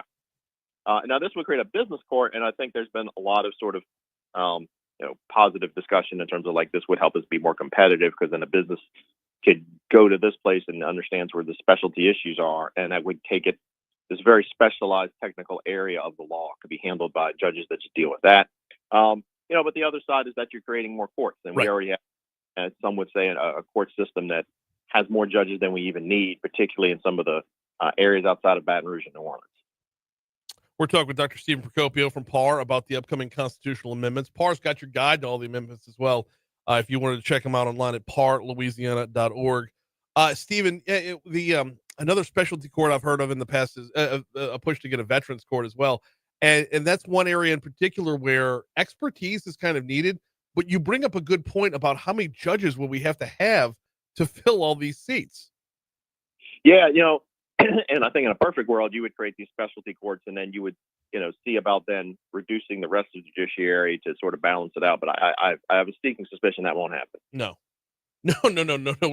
we never see these things shrink, to be sure. Now, a no vote on Amendment 1 just basically leaves things where they are right now when it comes to the court system, right? Right. Amendment 3, I find very intriguing as well. This is a tough on crime amendment. Tell us what it does. All right, this is the juvenile crime. So we actually have a list in the Constitution, a list of 16 different offenses that the juveniles, those that are under the age of 17, can be tried as adult felony cases. And they're mostly larger, violent offenses: manslaughter, forcible rape, kidnapping, aggravated burglary, and battery. So it's these 16 things. These are listed in the Constitution. What this amendment would do is it would remove these things from the Constitution and then allow it to be set only in law by the legislature. So they would be able to do that. So the idea, and I think what most of the discussion was around, is they would probably add other things as needed. So this list would probably grow over time. Oh, so this would be, they would add things to the list. Well, they would eliminate the list and then add things to the list. But without a list, wouldn't it all be a judge's discretion? No. So it eliminates the list just from the Constitution, and so the list would only exist in law. Okay. So this way, they would have to have another constitutional amendment. Okay, yeah. So if they wanted to change the list along the way, they could change it without having to go to a vote of the people. Right. Now, they would need a 2/3 vote. Right. All right. And again, a no vote on this just leaves things the way they are, where the 16 different crimes that can be charged for a juvenile, juvenile can be tried as an adult, would remain. This is one where I think we don't want to be prisoners of the moment, you know? If there's a tough on crime bent at a certain period of time versus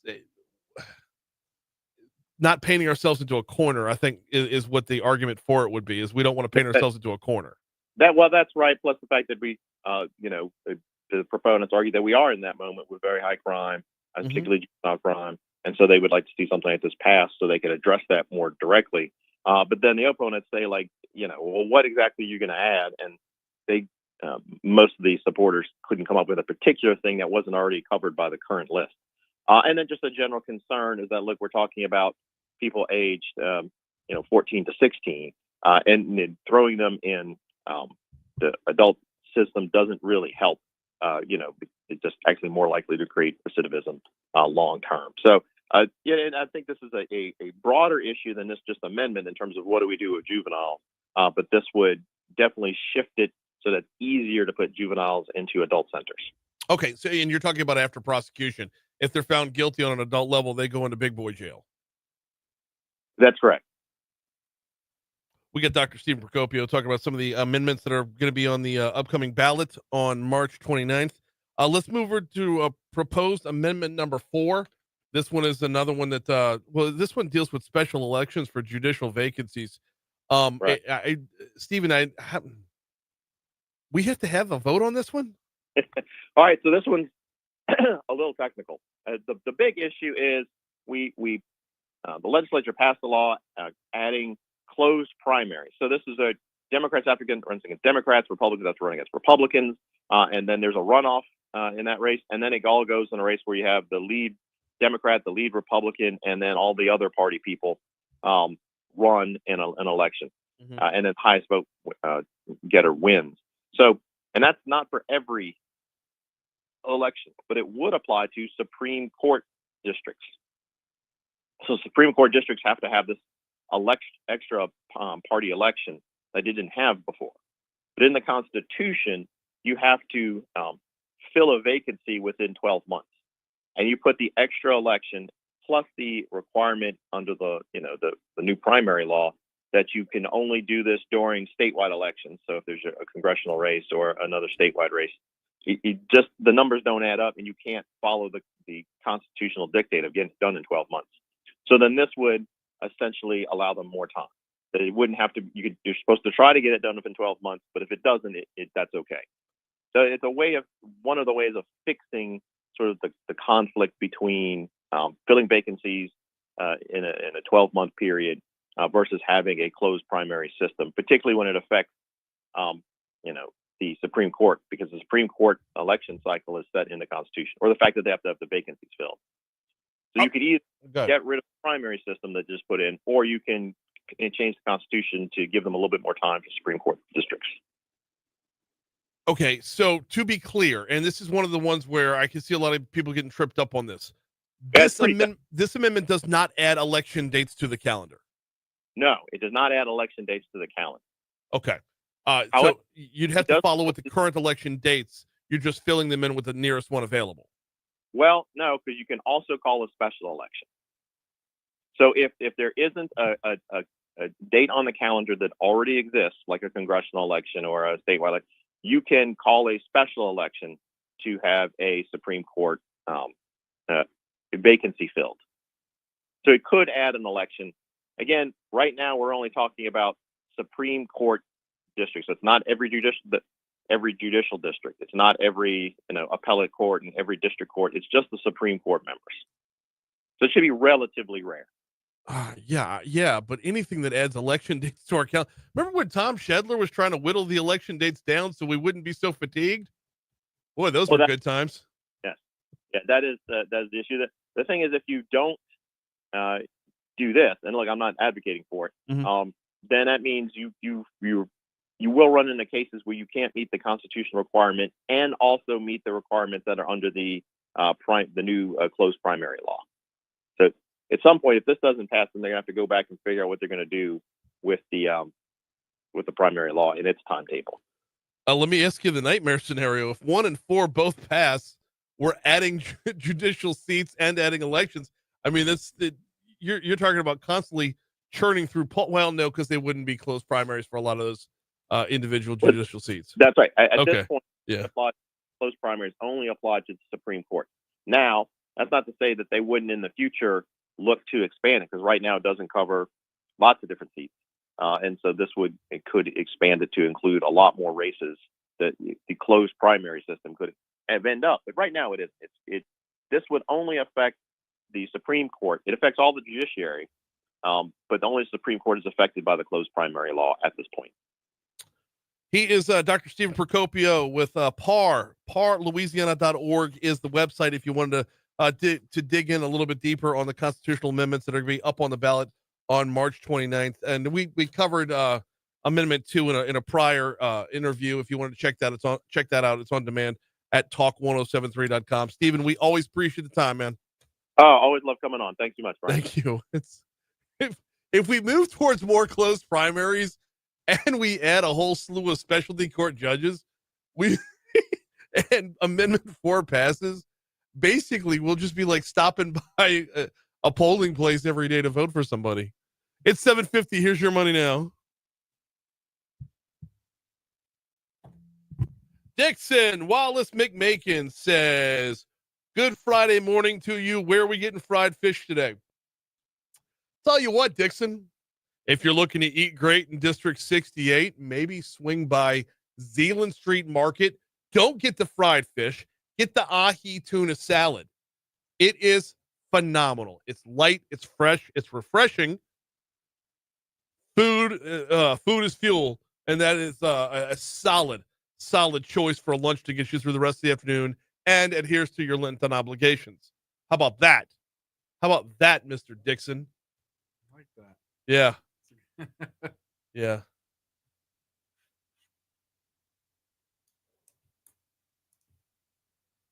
And I would, now I get to mess with him. And I would, but I still got to pay this 3% income tax that, athletes aren't going to have to pay if the NIL bill passes.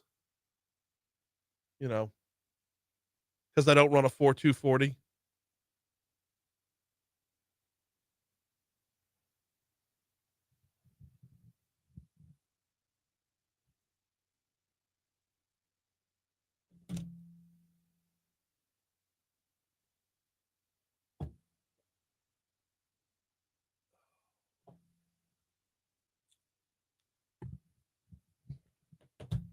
Haggai says St. Jude has the best fried fish for Lent. Come see me starting at 5. I don't think we've done St. Jude's yet because you're way the hell out there.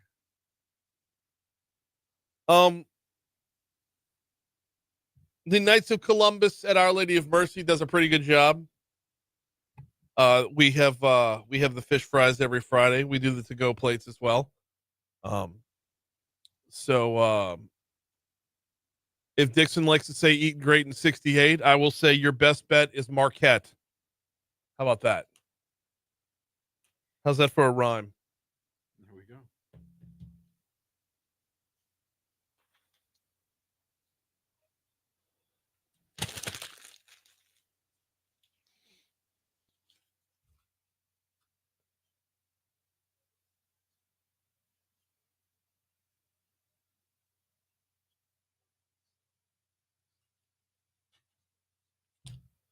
Oh, my watch doesn't have to stand up.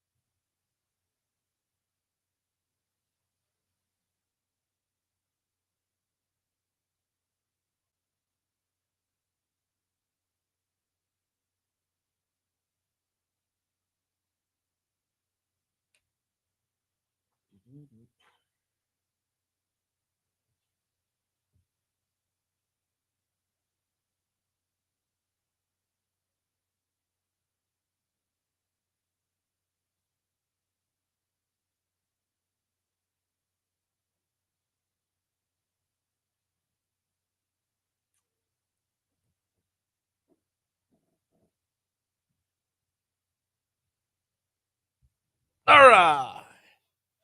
Giggity.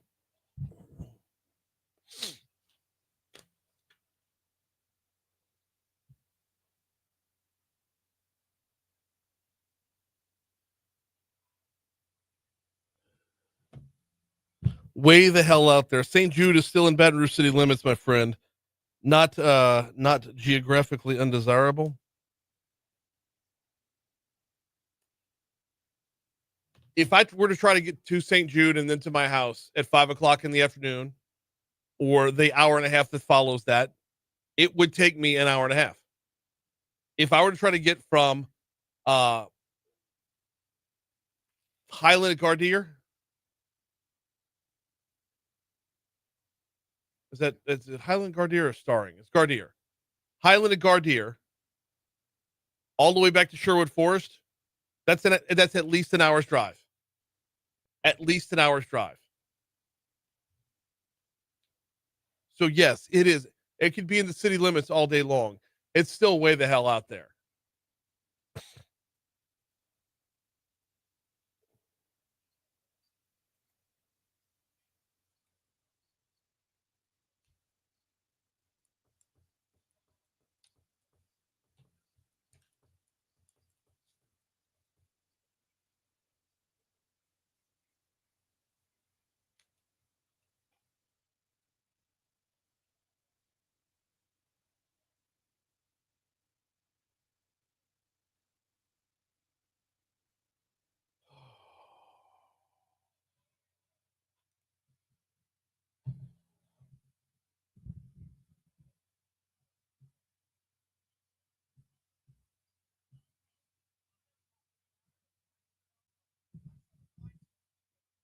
Immaculate and Denim is having shrimp fettuccine tonight. All right, but who's in charge of cooking it? I want a name, Renee. Who's in charge of cooking it?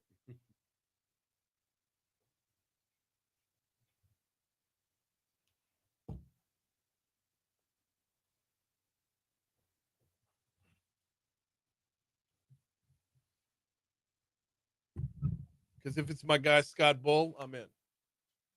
If it's any of my ex brothers out there, I'm in.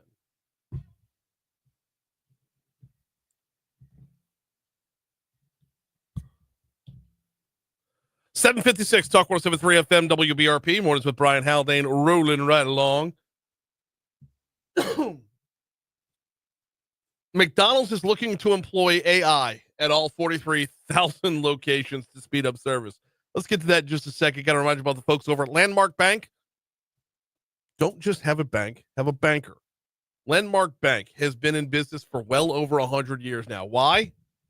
Because they have a personal relationship with their customers. When you walk through the front door, there's someone there to shake your hand, someone you know as your banker, someone you could turn to with questions, someone you could trust with your money, whether you're talking about your personal finances or business services as well. They've got you covered. Here's the thing, though. They've intentionally stayed in the periphery of Baton Rouge. Denham Springs, Clinton, Zachary, Brewley, Greensburg. There's a small town feel, a small town atmosphere, and the small town benefits that come from that. That is that personal level of customer service. You're not sacrificing anything on the banking end, to be sure. Whether you're talking checkings or savings, whether you're talking about consumer loans, whether you're talking about mortgage loans, whether you're talking about expanding your business on the finance front there, they've got you covered. Business checking, business savings, business money market accounts, they've got you covered. But when I say they've got you covered, you're going to have your banker at Landmark Bank take care of it. Learn more at landmarkbankla.com. Find the different locations at landmarkbankla.com. So McDonald's is the latest fast food restaurant to use artificial intelligence to step up its game. And I'm grabbing this one from, this came from the New York Post. The fast food giant is overhauling all 43,000 restaurants with an AI makeover in an attempt to cut waste times to make a better experience for both customers and employees. Upgrades will start with internet-connected kitchen equipment, AI-enabled drive-thrus, and AI-powered tools for managers to help make sure that orders are accurate and so restaurants can predict equipment issues before they shut down. Do not make a joke about the ice cream machine. McDonald's will be adding AI in an attempt to cut the wait times and make a better experience for customers and employees. I'm here for it. When we talk about the ways we can go about embracing AI in our lives, I think this is a great one. So they tapped Google Cloud in late 2023 to implement more computing power into restaurants, which allows them to process and analyze data on site, edge computing, if you will. And it's a faster and cheaper option than sending the data to the cloud. They've already begun installing sensors on their equipment that will ultimately give the data to the system and allow employees to see how the restaurant is operating in real time. I love everything about this. Now, it's all back-end stuff, right? As a consumer, when I walk through the doors of a McDonald's to get my filet of fish on a Lenten Friday, when I walk through the doors of McDonald's, it's not changing my experience right now. What it's doing is making sure everything is running efficiently, all the things that I don't see. You know, the duck's feet underwater, if you will. We're coming up on news. Hour 3 is next.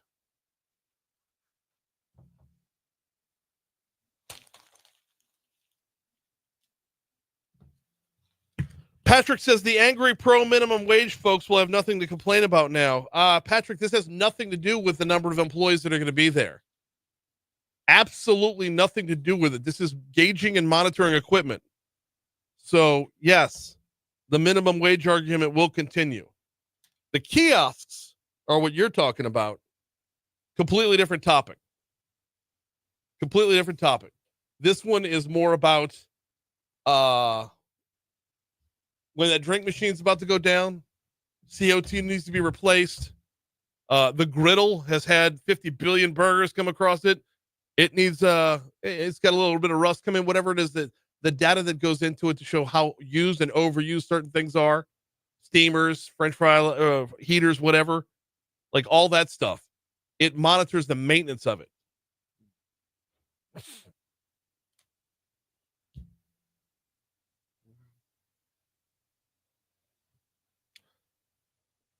Oh.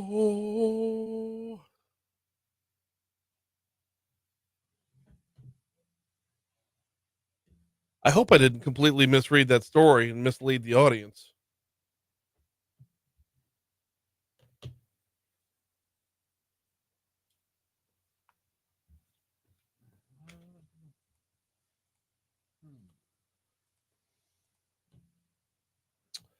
Haggett says, y'all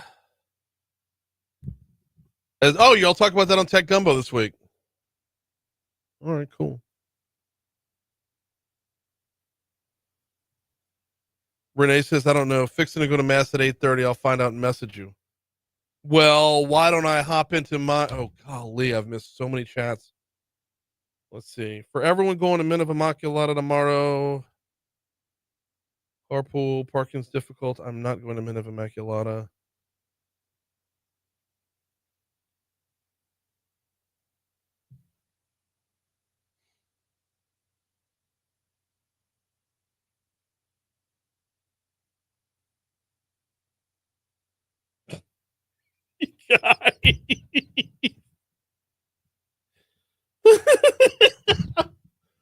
Oh, miss my boys.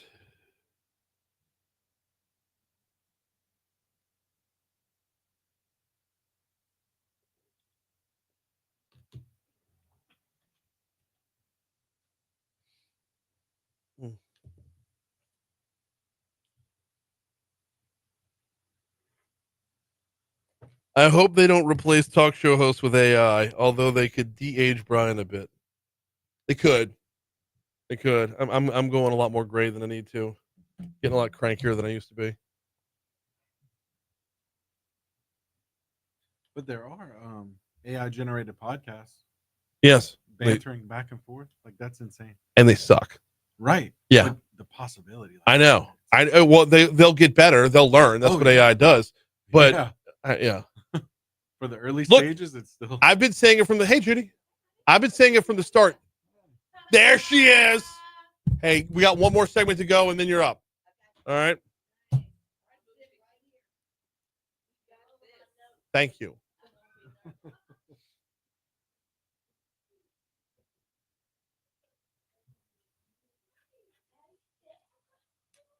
No, from the start, I've said about AI, if you don't use it, you'll lose to it. Oh, yeah.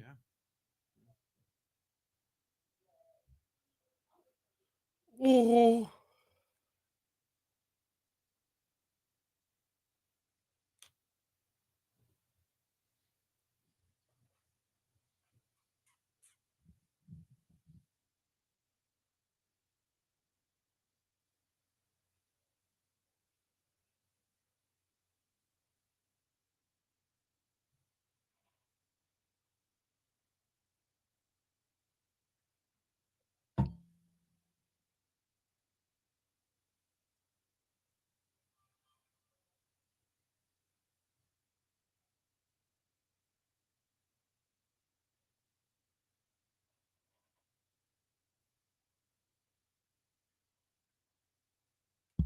Hit Byron with one grammar correction.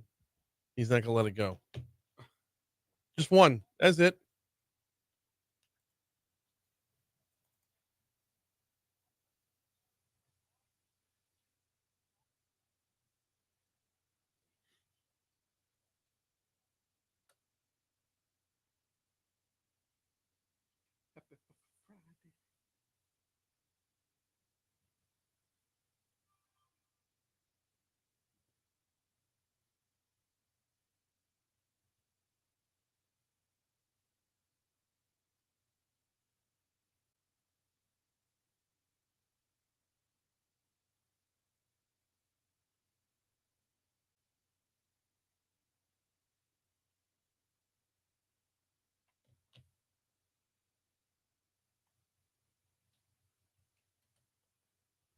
Oh.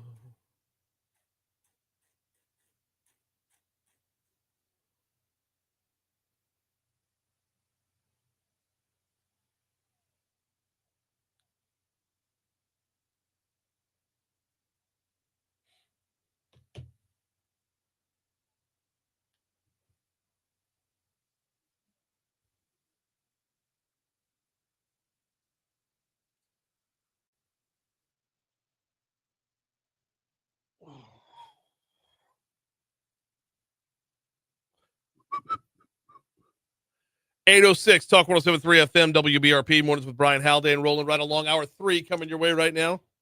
Brian here with you. John LaBeouf producing. 55 degrees to start the third hour of the show this morning. We got a busy third hour, to be sure. We will revisit the address to the joint session of Congress. I know it wasn't a State of the Union, but we just got to call it that. It's just the address to the joint session of Congress just doesn't sound right. Doesn't flow. Polly Johnson's going to join us. She was in the room. She was in the gallery. She's got a story to tell, and that's what we're here to do. So we'll hear from Polly in our next segment. Also this hour, Hunt Palmer from our sister station 104.5 ESPN going to preview what to expect from spring football. A lot of anticipation going into next season. Tiger fans are, and rightfully so, fired up. Might talk a little bit about the new D-line coach as well, in Kyle Williams. But Hunt Palmer going to join us at 8:35. Before we get you to this day in history, got to remind you about the folks over at Mathern's. If you're in the Highland, Kenilworth area, Mathern's is coming back, y'all. Another week or two before they reopen, but the OG location for Mathern's in Baton Rouge, formerly known as Kenilworth Supermarket, going right back where they were. The people you miss, the prices you love, they're all coming back. And by the way, if you want to get ahead of the game, go ahead and download the Mathern's Rewards app now. What do you get with the Mathern's Rewards app? You get access to exclusive coupons, exclusive deals. Of course, you'll find all the other great specials that are offered up every week in their weekly ad. You get their catering menus right there at your fingertips. You can do your grocery shopping right there at your fingertips. And, of course, you can earn cash towards more groceries every time you shop. It's good at all three locations. Say three now. Downtown on 3rd Street, Nicholson Gateway Shopping Center, or soon to come out at Kenilworth. Time for this day in history. Let's roll.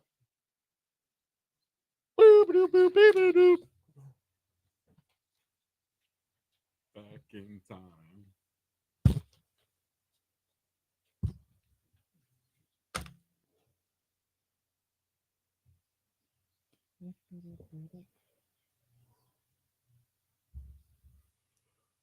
All right, John, what happened? Yeah, 1774, King George III charges colonists in Boston with attempting to injure British commerce, paving the way for the closing of the port to punish colonists for the Boston Tea Party. Okay.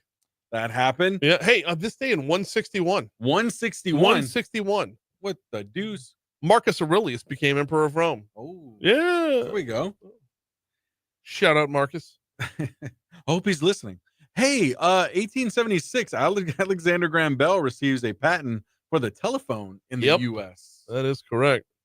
Let's see. 1918, President Woodrow Wilson authorizes U.S. Army's Distinguished Service Medal. When was this? In 1918. Okay.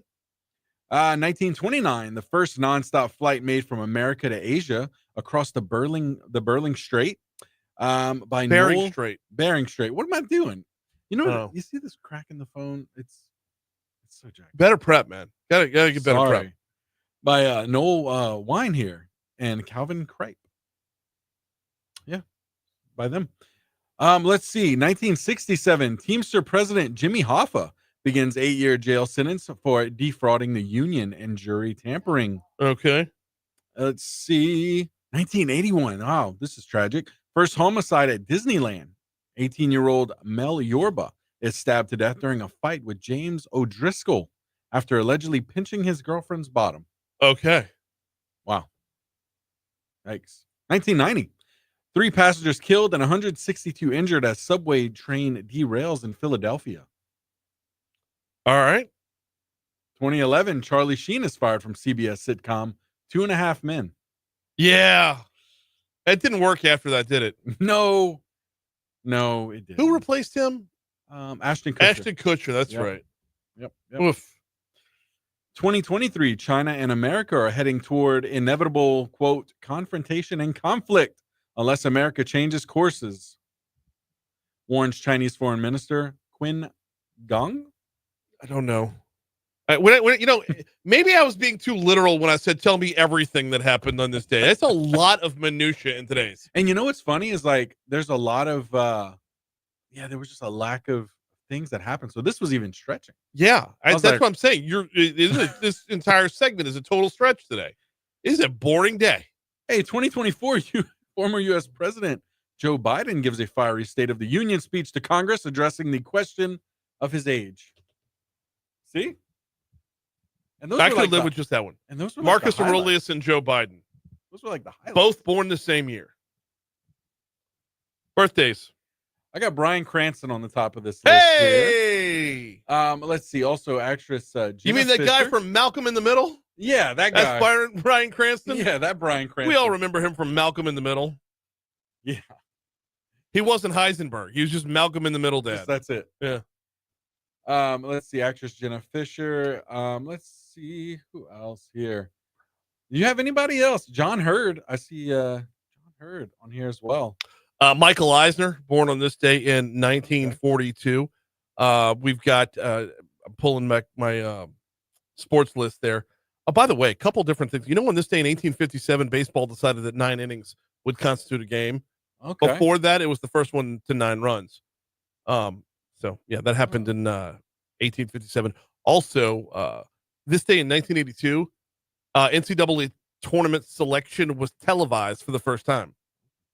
And this day in 2016, Peyton Manning announced his retirement. On the birthdays front, I've got 1950 Franco Harris, 1952 Lynn Swann. So 2 members of the Steelers legacy or Steelers dynasty from the 70s. It's their birthday today. Joe Carter from the Blue Jays and Indians. Yes, he was with the Indians before the Blue Jays. Was born on this day in 1960. And Saints will all remember former Rams wide receiver Flipper Anderson was born on this day in 1965. Yeah. Moving on to deaths here. Let's see. Thomas Aquinas. Thomas Aquinas. Aquinas? Yep. Today? Uh-huh. Man, that's pretty much it. Yeah, he died on this day in 1274. And there weren't too many other notable deaths on this day. Stanley Kubrick. I got yes, Stanley Kubrick was the other one that I had on my list here. Outside of that, I didn't recognize many of the names. So what national day is it? Well, let's see here. Oh, sorry. National Be Heard Day. Okay. Or what about National Day of Unplugging? I'm down with that. I am so down with that. Need to do that right after the show. Yes. 813 Talk 107.3 FM WBRP. Let's take a quick break. When we come back, we're going to rewind the clock back to the State of the Union. Polly Johnson joins us next.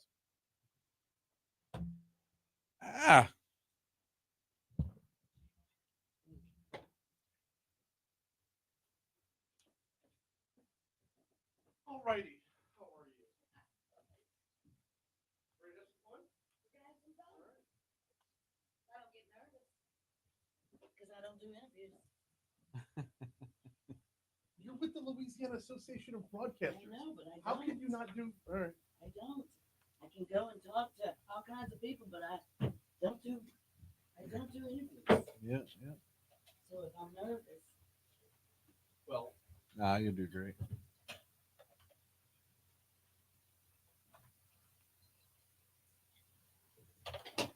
so Martin and Jack Besh. Yes. So I got to meet them. Yeah. Funny story. Couldn't get a cab when we got out. Okay. And my phone was dead. I couldn't call them. Oh. So they put me in the car with them and added an extra stop to take me back. Okay. Very nice of them. That was pretty great. It was. Pretty great. The Beshes are amazing people. Blaine used to work here. That's what I heard. So, yeah, he's a cousin, but yes, still same family.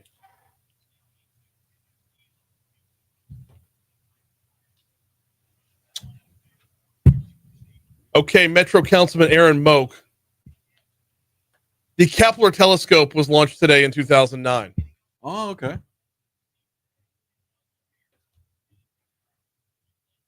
I did have the sports ones, but I refrained.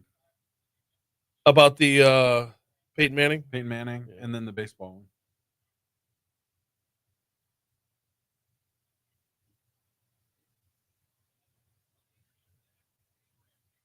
Steve sounded good today. Yeah, he's always good. Yeah. I don't call on him enough. You should. I know. Because he's. We did Amendment 2, which rewrites Article 7 of our state constitution, and he could not have been more thorough, but more understandable at the same time. He sifted right through all the BS to get to the heart of it. It was awesome.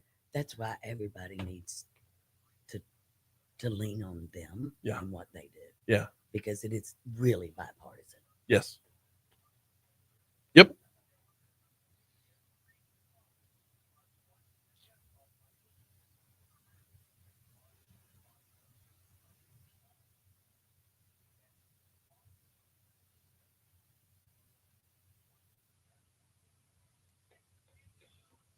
You been following what Hillary Moore's been up to with this Afghan, pulling people out of Afghanistan? Amazing work. When we pulled out of Afghanistan in 2021, Right. okay, when we went into Afghanistan to establish a government and punish the Taliban, Right. okay, we asked Afghanis to step up to the call Right. as judges, as prosecutors, as police officers to establish their system of justice and whatnot, and they did. They responded. As long as we had their back, they had the security that they could do their job. Right. Well, when we pulled out in 2021, everyone who was a judge or a prosecutor became a target because the Taliban gets out of the prisons, they take back over again, and now everyone that stepped up to the call to serve was then being hunted because we just pulled out. And Hiller's been working with this group to get people to safety, not necessarily, because you're talking about more than 1,000 people, Right. families, more than 1,000 families, not necessarily into the U.S., but get them to safety somewhere that's not Afghanistan. And they got a family into Baton Rouge as of last night. Really? Yeah, it's not the first one, won't be the last one, but they're here in Baton Rouge, which means they don't have to be afraid of the Taliban anymore. That is awesome. Isn't it? I did not know that. It's an amazing story.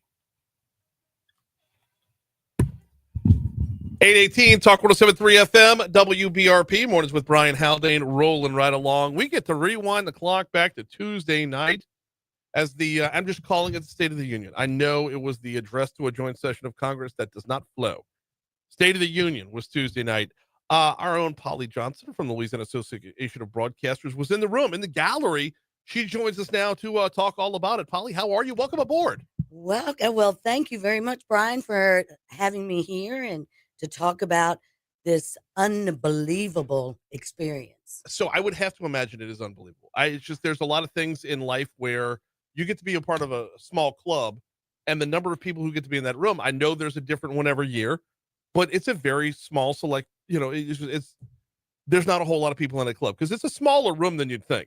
Very small. TV wise, it looks huge. It is not. That is correct. I've been in the House chambers before, empty when I was there. They were in session. I think there were 3 people in the room while I was there, but it's not as big as it looks on TV. So let's start with this. How did you get to go? Well, Speaker Johnson knew that I was going to be in town, and and he is such an advocate for local broadcasters. Yes. He thought it was probably important that I was there. Okay. And I felt very humbled and gracious that I was even considered. So you were a guest of Speaker Johnson on the night where Speaker Johnson grabs more headlines than the president, because he was the one that had to call for order. Yes. And to have Al Green removed. Yes, that was something. We're going to get to that part of it in a minute. I want to start with all the behind the scenes stuff that we don't get to see on TV, though. Who were you sitting with? Who was around you in the gallery? Name drop for me. Ben Shapiro, Matt Walsh, Speaker Gingrich, the border czar. Tom Homan? Yes. Wow. And Olivia Hayes, whose husband Wesley from Kinder, Louisiana, was killed in a car accident by an illegal immigrant. I remember that story. Yeah. And she is amazing. And I met his dad, and they just have a story, and they were so gracious and thankful to be there as well. And also got to meet Martin and Jack Besh. Oh, wow. Talk to me a little bit about that, because I mean, seeing the Besh family in the spotlight, to obviously honor Tiger and who he was, absolutely. But the family as a whole is incredible.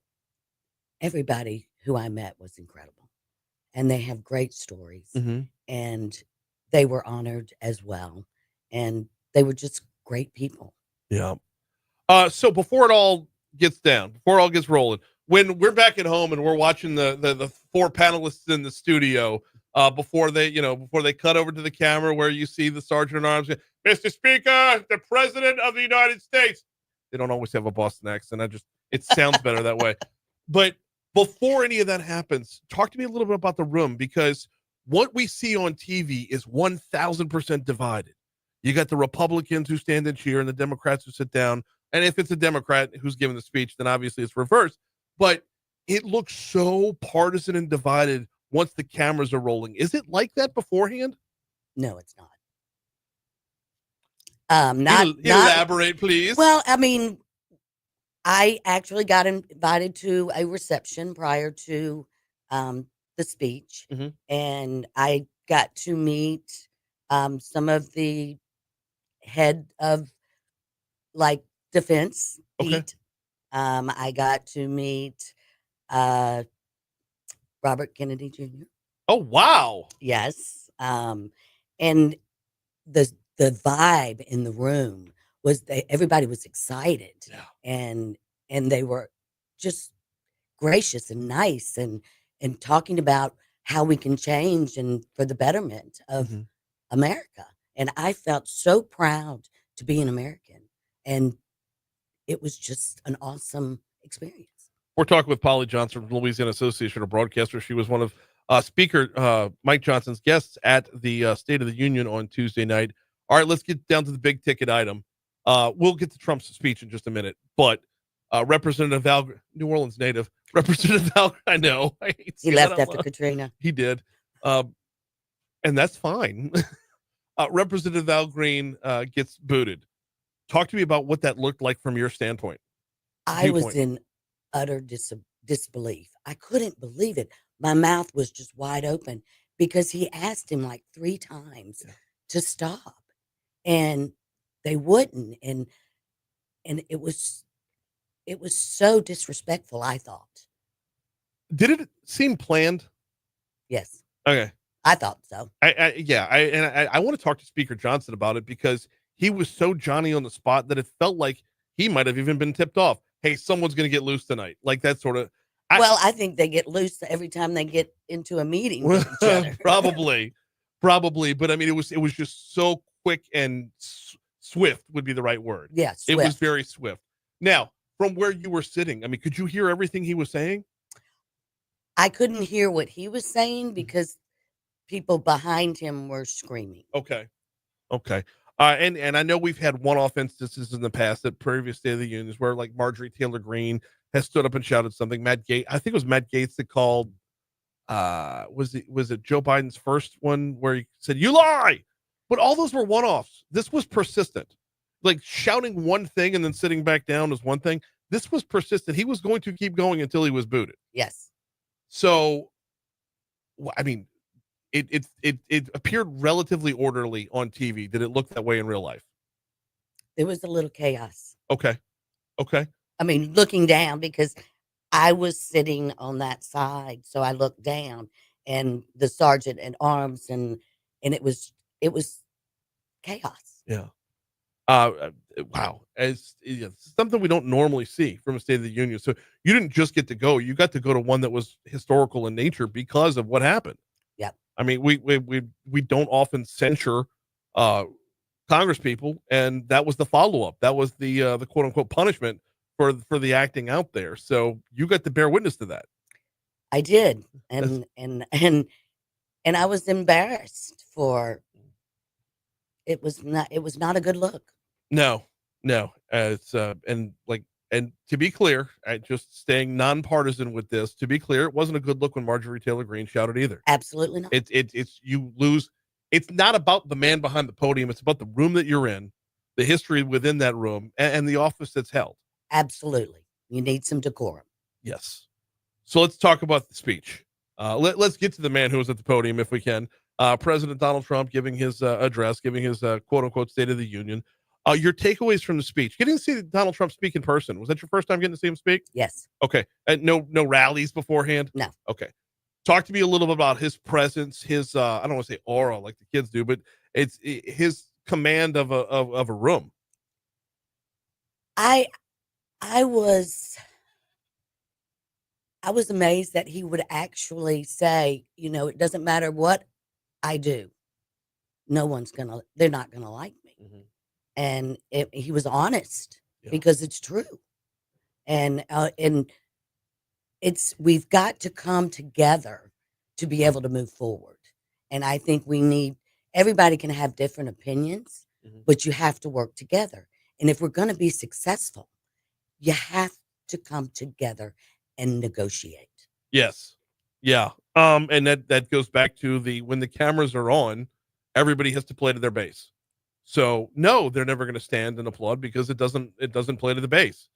Although I will say this though, when he said that, if all the Democrats in unison would have stood up and applauded, that would have been such an ultimate flex, because on the one side, they would have been applauding the fact that they're never going to be happy with him. But on the other side, they did the opposite of what he said. Right. Like, wouldn't that have just been like a really cool moment?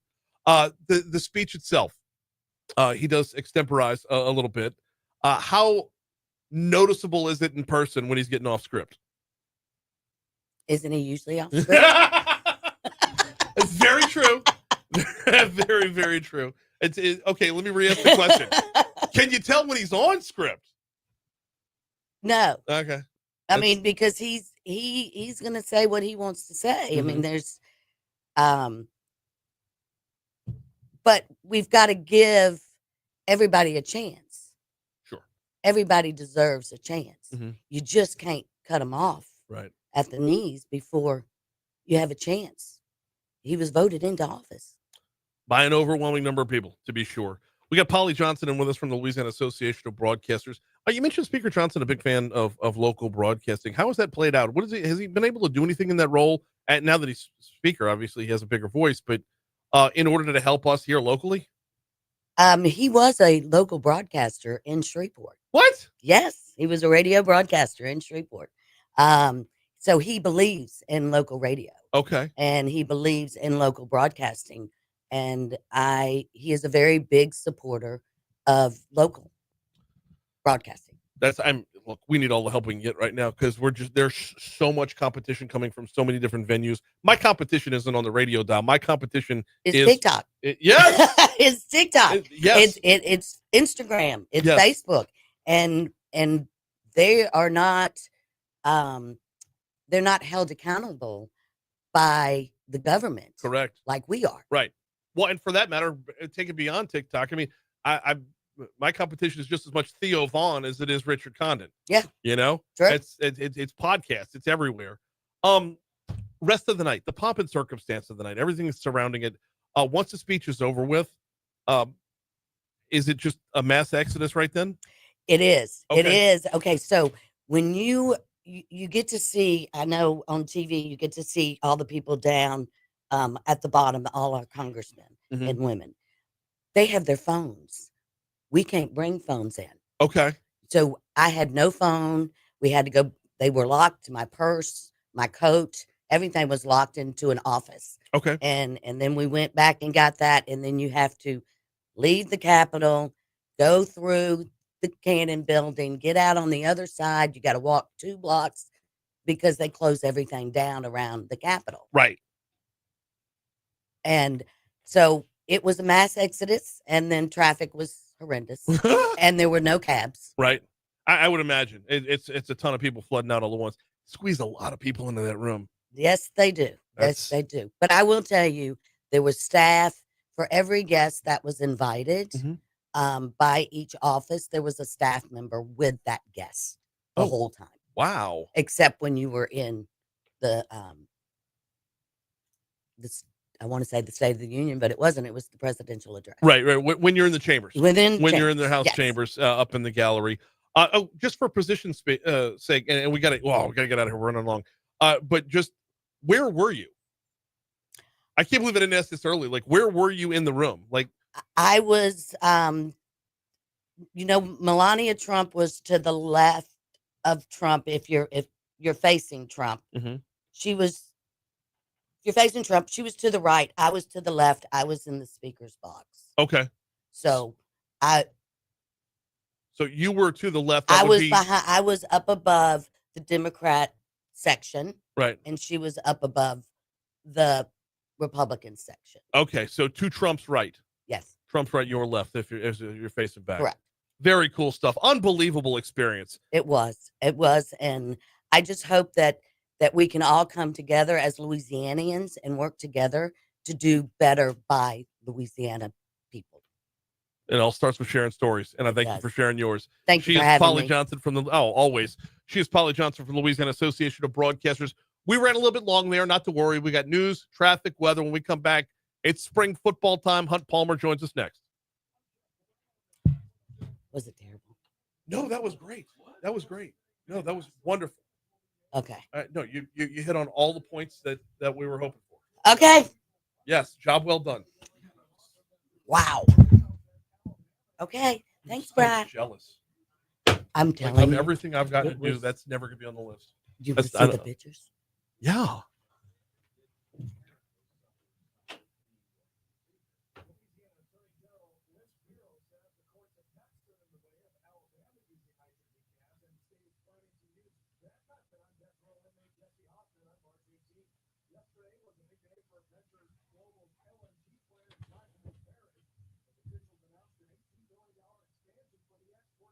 It's Pete. And his wife. So, yeah. That's it. Ben Shapiro. Look at, and what was Ben Shapiro doing there? He was invited by Speaker Johnson. Look at that. Wait, is he holding the phone? Yes. That I'm just saying it was, and that's the Secretary of Business Administration. That's Wesley Hayes' father. Okay. That was Olivia's father-in-law. Mm-hmm. And we were just new. Yep. And they look all the security. You should have seen the security. Oh, and they're top notch too. Oh, unbelievable. So this was the reception. And that's Olivia. She's got a great story to tell too. I mean, unbelievable. But it was just amazing. They set up a bar in the office. In Johnson's office? Yeah. And no picture off the balcony? I didn't have a camera. Oh, that's right. Yeah. Didn't have a camera, but you have to look at this one. I know you got to get back on here. 3 minutes. Let's see.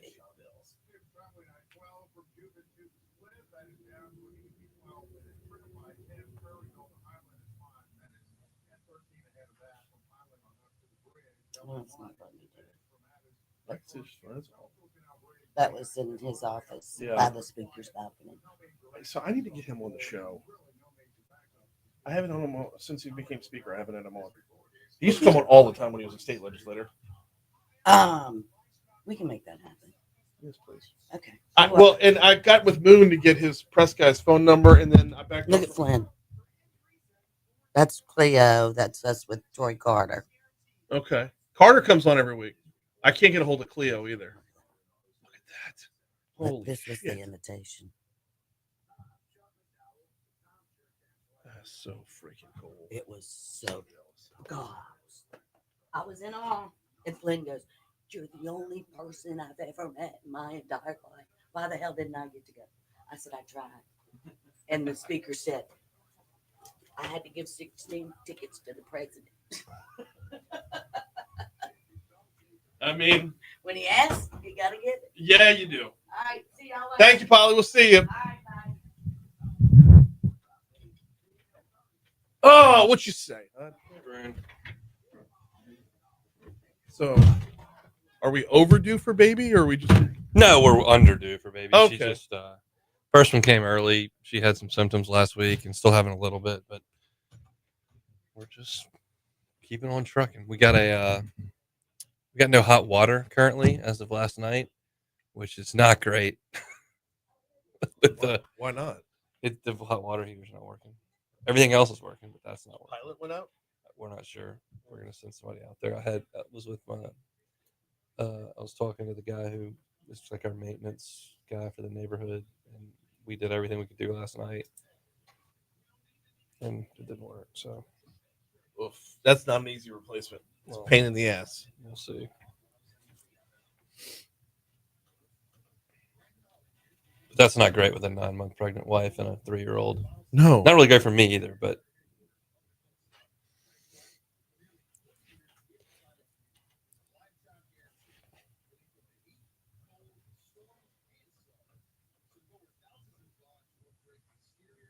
Jesus, everybody texted me during that segment.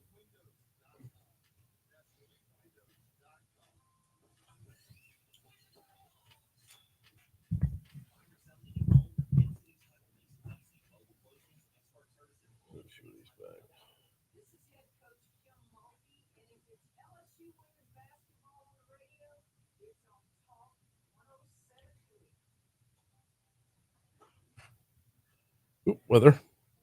Shoot, I just closed the app.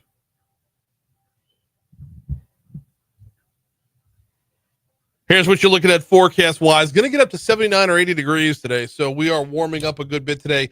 Overnight low tonight gets down to 61. Now, tomorrow, we've got a high of 75, but we've also got a 60% chance of rain in the forecast. That's going to reset the cooler temps.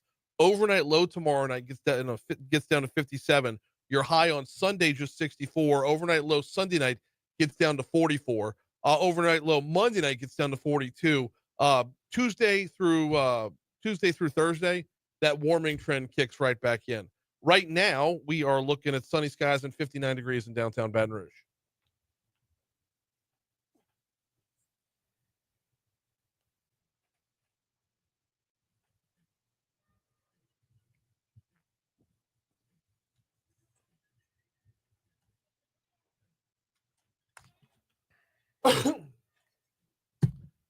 (8:38) Talk 107.3 FM WBRP. Mornings with Brian Haldane, rolling right along. Coming up, I believe tomorrow is the opening of spring football.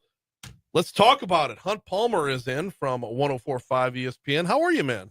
Doing quite well, Mr. Haldane. How are you on this Friday? I could not be better. I like to hear that. Fantastic Friday going on right now. First Friday of Lent. It's true. So, all right. Let's dive in. I mean, first Friday of Lent means spring is here, which means spring football is here. What do Tiger fans need to be aware of? What should be top of mind heading into spring football? Probably the transfer class. Those guys made their decision to come to LSU, the majority of them in mid to late December, and they'll come in. There's a lot more roster turnover this time of year than there used to be 10 years ago.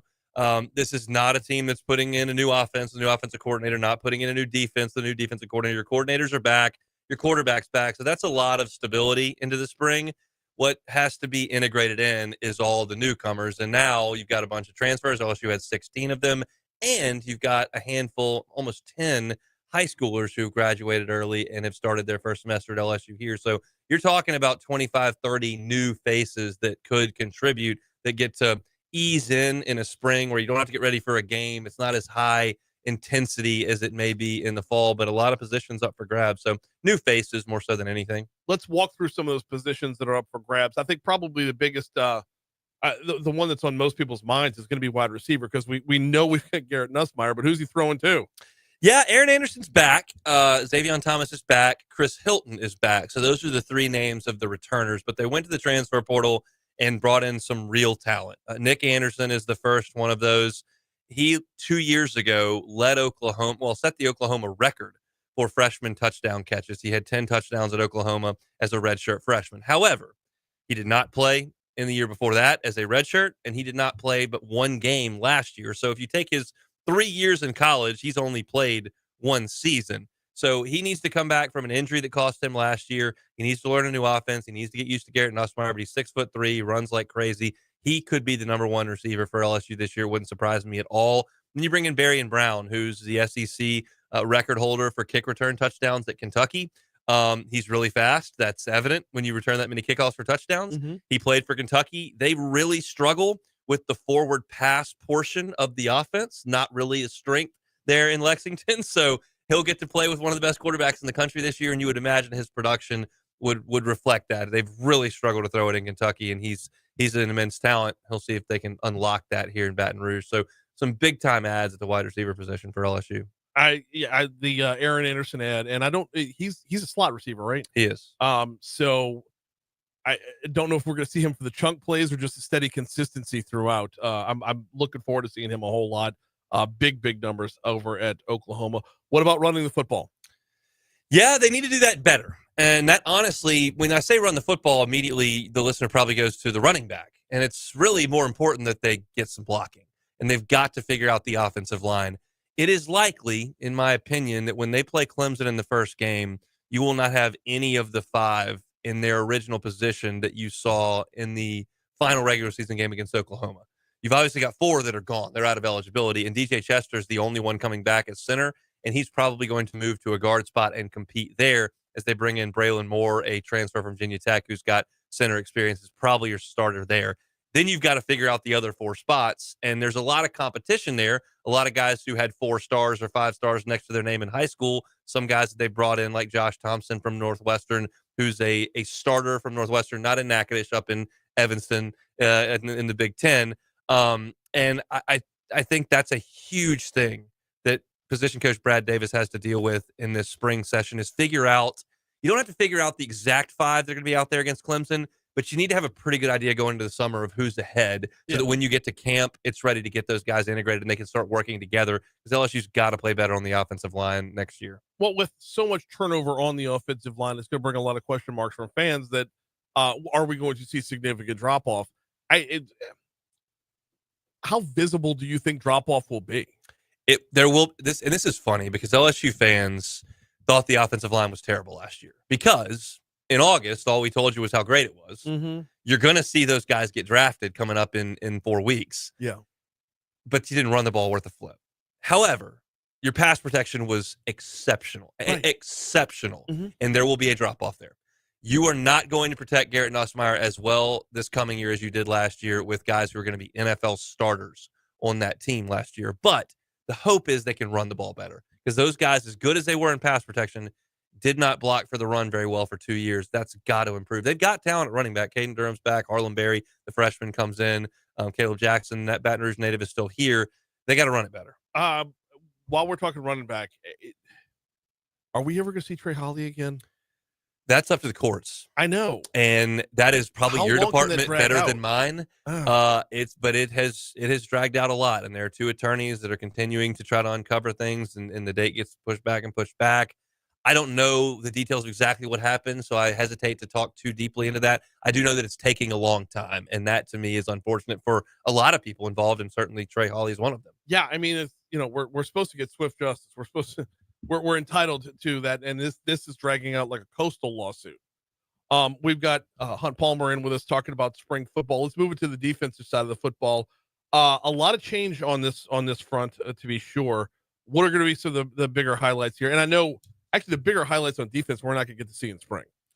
Yeah, I mean, I don't think you're going to see a ton of Harold Perkins coming off the ACL. I don't know. Maybe we'll see, but they're going to move him position-wise to the star spot so he can be a little bit more versatile. Wait. I need to remember that this is not necessarily the 104.5. Correct. What is a star? A star is a guy who will play Major Burns did it for LSU last year, who's a converted safety. Harold Perkins is obviously a converted linebacker. You play where you rush the passer some, you play the run some. Sometimes you go out in coverage, but you can be moved around to do a number of different things. And Harold Perkins is as good an athlete as LSU has on the defense. I think it suits him to do a number of different things. Sometimes he'll blitz and rush the passer. Mm-hmm. Sometimes he'll be out there trying to cover a slot receiver or a tight end. Sometimes he'll be trying to play the run as an extra defender where around the line of scrimmage. So I think it's better to try to use him there as opposed to just a linebacker or just a pass rusher, where I think you limit him in that way. Mm-hmm. This allows him to be a little bit more freed up, and this is their last chance to get it right with him because this will be his final year at LSU. The fact that he's been moved around so much, is that going to affect his professional future? Or it could impact it positively if the next 10 months go well. Right. If they don't, then yes, it will have impacted it. But I remember negatively. Back to his, when he first broke out, it was Perk every week. I mean, he was everywhere. And that was as a pass rusher. But the fact is that the Detroit Lions or the Baltimore Ravens are not going to draft a 6 feet tall, 220-pound guy to go rush the passer because those NFL tackles will get their hands on him in the running game and drive him out of the stadium. Yeah. So he's not big enough to stand there on every play. He can come down there at times when it's advantageous and that they're going to pass the ball, but he's got to be moved around a little bit. Defensive backs. This is an area where we've been lacking. Yes. Are we going to see an upgrade this year? Should. Went to the transfer portal, got Mansour Delane, who is a 3-year starter at Virginia Tech, who's an all-conference player. Went to the transfer portal and got Marcus Cooley from NC State, who's a really versatile safety slot defender that has played a ton of football and it's graded out really, really well. And then you bring in the highest rated recruit in LSU's class, and DJ Pickett, who is of the same, cut from the same cloth of the Derek Stingley, Patrick Peterson type of 5-star recruit, elite size, great speed. Is he ready to play as a freshman? We'll see, but he gets the spring to get ready. And that's important that he came in December, worked out with the team before the bowl, and now he'll be out there in the spring. I think that's a very, very good thing for Corey Raymond in this defensive backfield. Got about just under 3 minutes left with Hunt Palmer talking LSU spring football. What's spring going to look like? The formats of practices have evolved over the years to where it's not, you don't just line up for 14, 15 practices and just go at it. It looks a lot different these days. I'll tell you what I know and what I think. What I know is that the media's access is going to be a little bit limited this spring. Brian Kelly has given the media an amazing amount of access, especially in the fall. Full practices, scrimmage access, like lots of access, far more than most. And that's great for us from a content perspective. And that's not the case this spring. I don't have a reason for that, but I have the schedule. And we're getting a lot of 20-minute intervals, a lot of no access practices. And I think that's because they want to kind of get their hands dirty with these new players, all these new players that are coming in that are expected to start. You don't bring in players from the transfer portal to develop them and play them down the road. You bring them in to start now. Right. And so those guys have got to get up to speed pretty quickly. As far as the format of things, they're going to have those practices over the course of 3 weeks. There's spring break in the middle of that. And they, to this point, will have a spring game, which if your listeners are not familiar, those are getting canceled everywhere at this point. Which I don't understand because they're all TV events now. Yeah, but the thought is that if you have a spring game and a player finds out he's on the third team in a spring game, he's going to transfer. That's what I've been told from a current college football assistant. Yeah. That I had that conversation. That's just the nature of the way we live in. And if you don't have that and you just have practices, maybe you keep some guys around. It's ridiculous in my opinion, but it is what it is. So LSU is still going to have that. We just won't have quite as much information as we have in the past, but I think that's a sign that LSU is really serious about this team and feels like they've got a chance to make a push this year. 1 minute to go. I've got to, of course, ask you about Kyle Williams' addition to the defensive line. What does it bring to the table? What do we know about how Kyle Williams is going to approach this post? So, All-American at LSU, national champion at LSU, played 13 years in the NFL, was a 6-time Pro Bowler and All-Pro, and is a guy that was one of the best players for a decade with Buffalo at defensive tackle. His entire coaching career has been at Ruston High School as a defensive coordinator for 3 years. Right. So that's all we know about him as a coach. He now comes into the SEC at LSU. He knows how to play the position. Does he know how to coach it, make adjustments, and then recruit? We'll see. But he's certainly a big name and a guy that loves the school. Yeah, absolutely. All right, so the Hunt Palmer Show coming up 1 to 3 on 104.5 ESPN, and of course, all spring football long.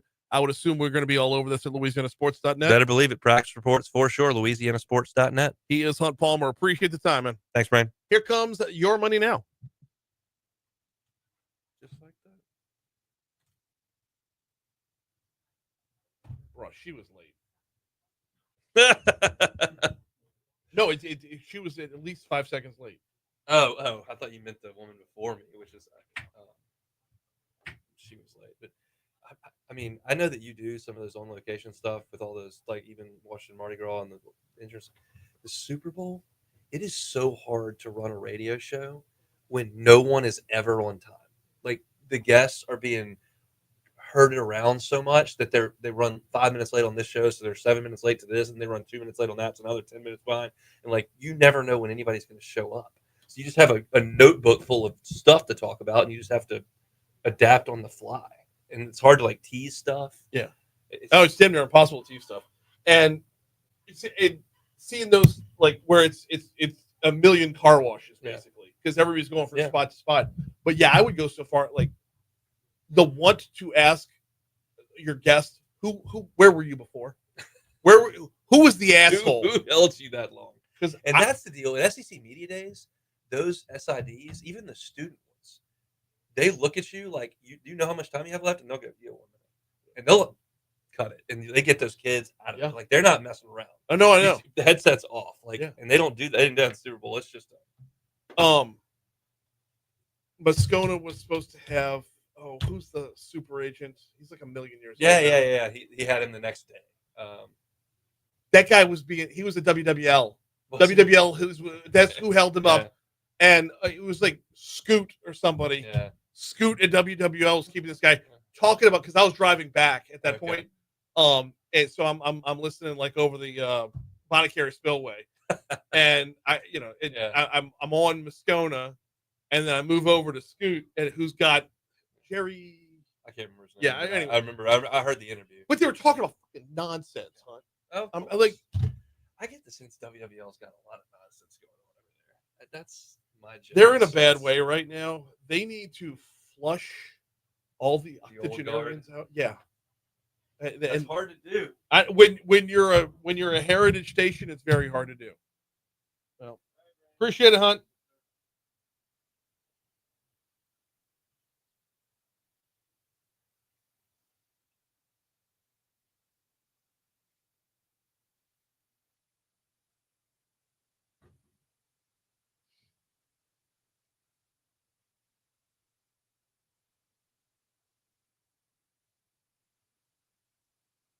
Ooh.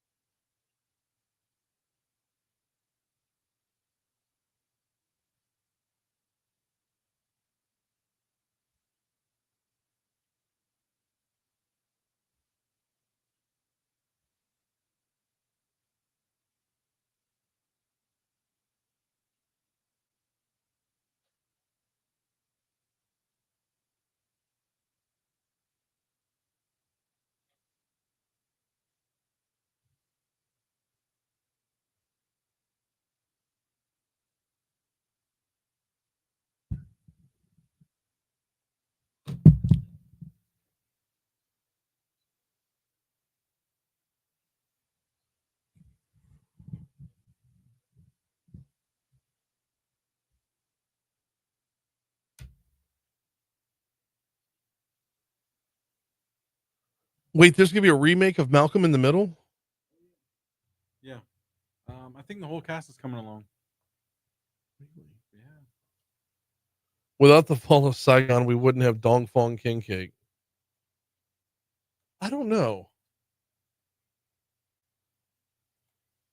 That's funny though. I'm not missing the humor on that one. That good line. So I almost forgot that when I was putting together the show, I was trying to remind myself that I need to write the outside in before the show's over with. Yeah, I didn't do that. There were a couple of spots in the show where I had tentatives scheduled, and then had to rework it on the fly. I thought, yeah, that's 7:15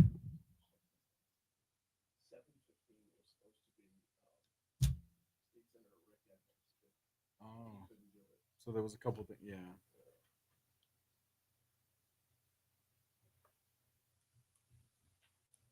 Can you grab cuts 11, 12, and 13? We'll do a makeshift. Mhm. Makeshift outside in. Now I'm cold. I was hot. Now I'm cold. Because you're hot and you're cold. I am. Yes, I'm Katy Perry. No. And then you're out. You're out. Stupid songs. Let's see.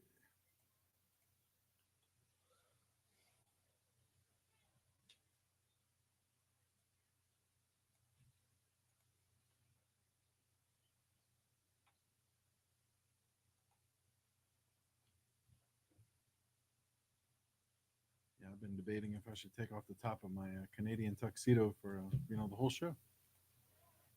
I'm about to put my sweater back on. My little hoodie.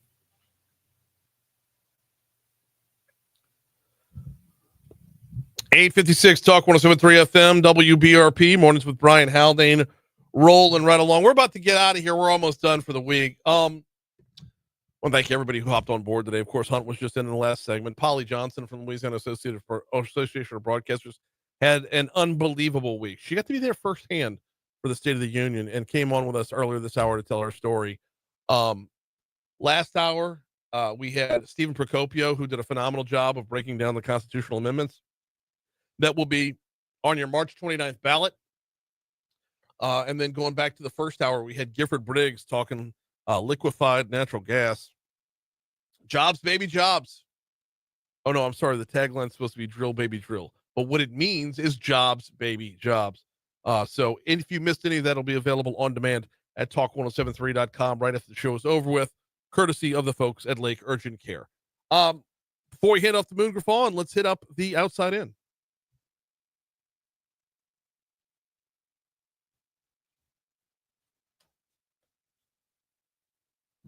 I'm going to do it a little bit differently this time for the outside in, as there was a story that our news partners at the Louisiana Radio Network had that I really wanted to piggyback off of.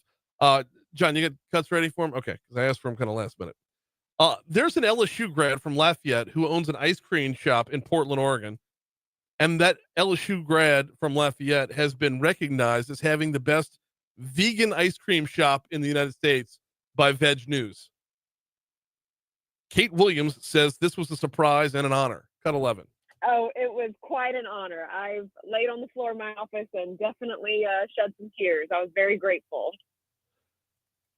Williams says they've got 2 stores, plan on hoping to create more places for all people to visit where they want to taste delicious ice cream. A really good ice cream that tasted really good, because sometimes, the alternatives are not as good. So my goal was, I grew up eating dairy ice cream. I knew exactly what it was supposed to taste like. Let that sit for just a second. Dairy ice cream. Ice cream is dairy. Williams says all of our ice cream's vegan, made with coconut milk. It's all made in house. The big question is, how does it taste? So many people cannot tell the difference. It's fantastic. We've been in business for 6 years. No. I think, I grew up with a pretty good ice cream palate. Thank you, Louisiana, for all that flavor. Williams says if you're ever visiting Portland, come in and try her award-winning ice cream. Yeah, I'll put that right on the bucket list there. But can I go ahead and be the naysayer here? Shut up. It does not taste the same. Shut up. You're not replicating that. It's ice cream. It's dairy by nature. Coconut milk ice cream. I'd try it. Oh, I'd definitely try it. But in comparison, I'm just saying. Like, are we right? If you're got to be apples and oranges, right? It's not. No, it's apples and bowling balls, my friend. There's no way on God's green earth you've replicated that where you've taken the deliciousness that comes from a cow and replaced it with a coconut. We got to get out of here. What's next? Bruh, she is full of shit. All right. I think my son's downstairs, so I got to get out of here myself. All right.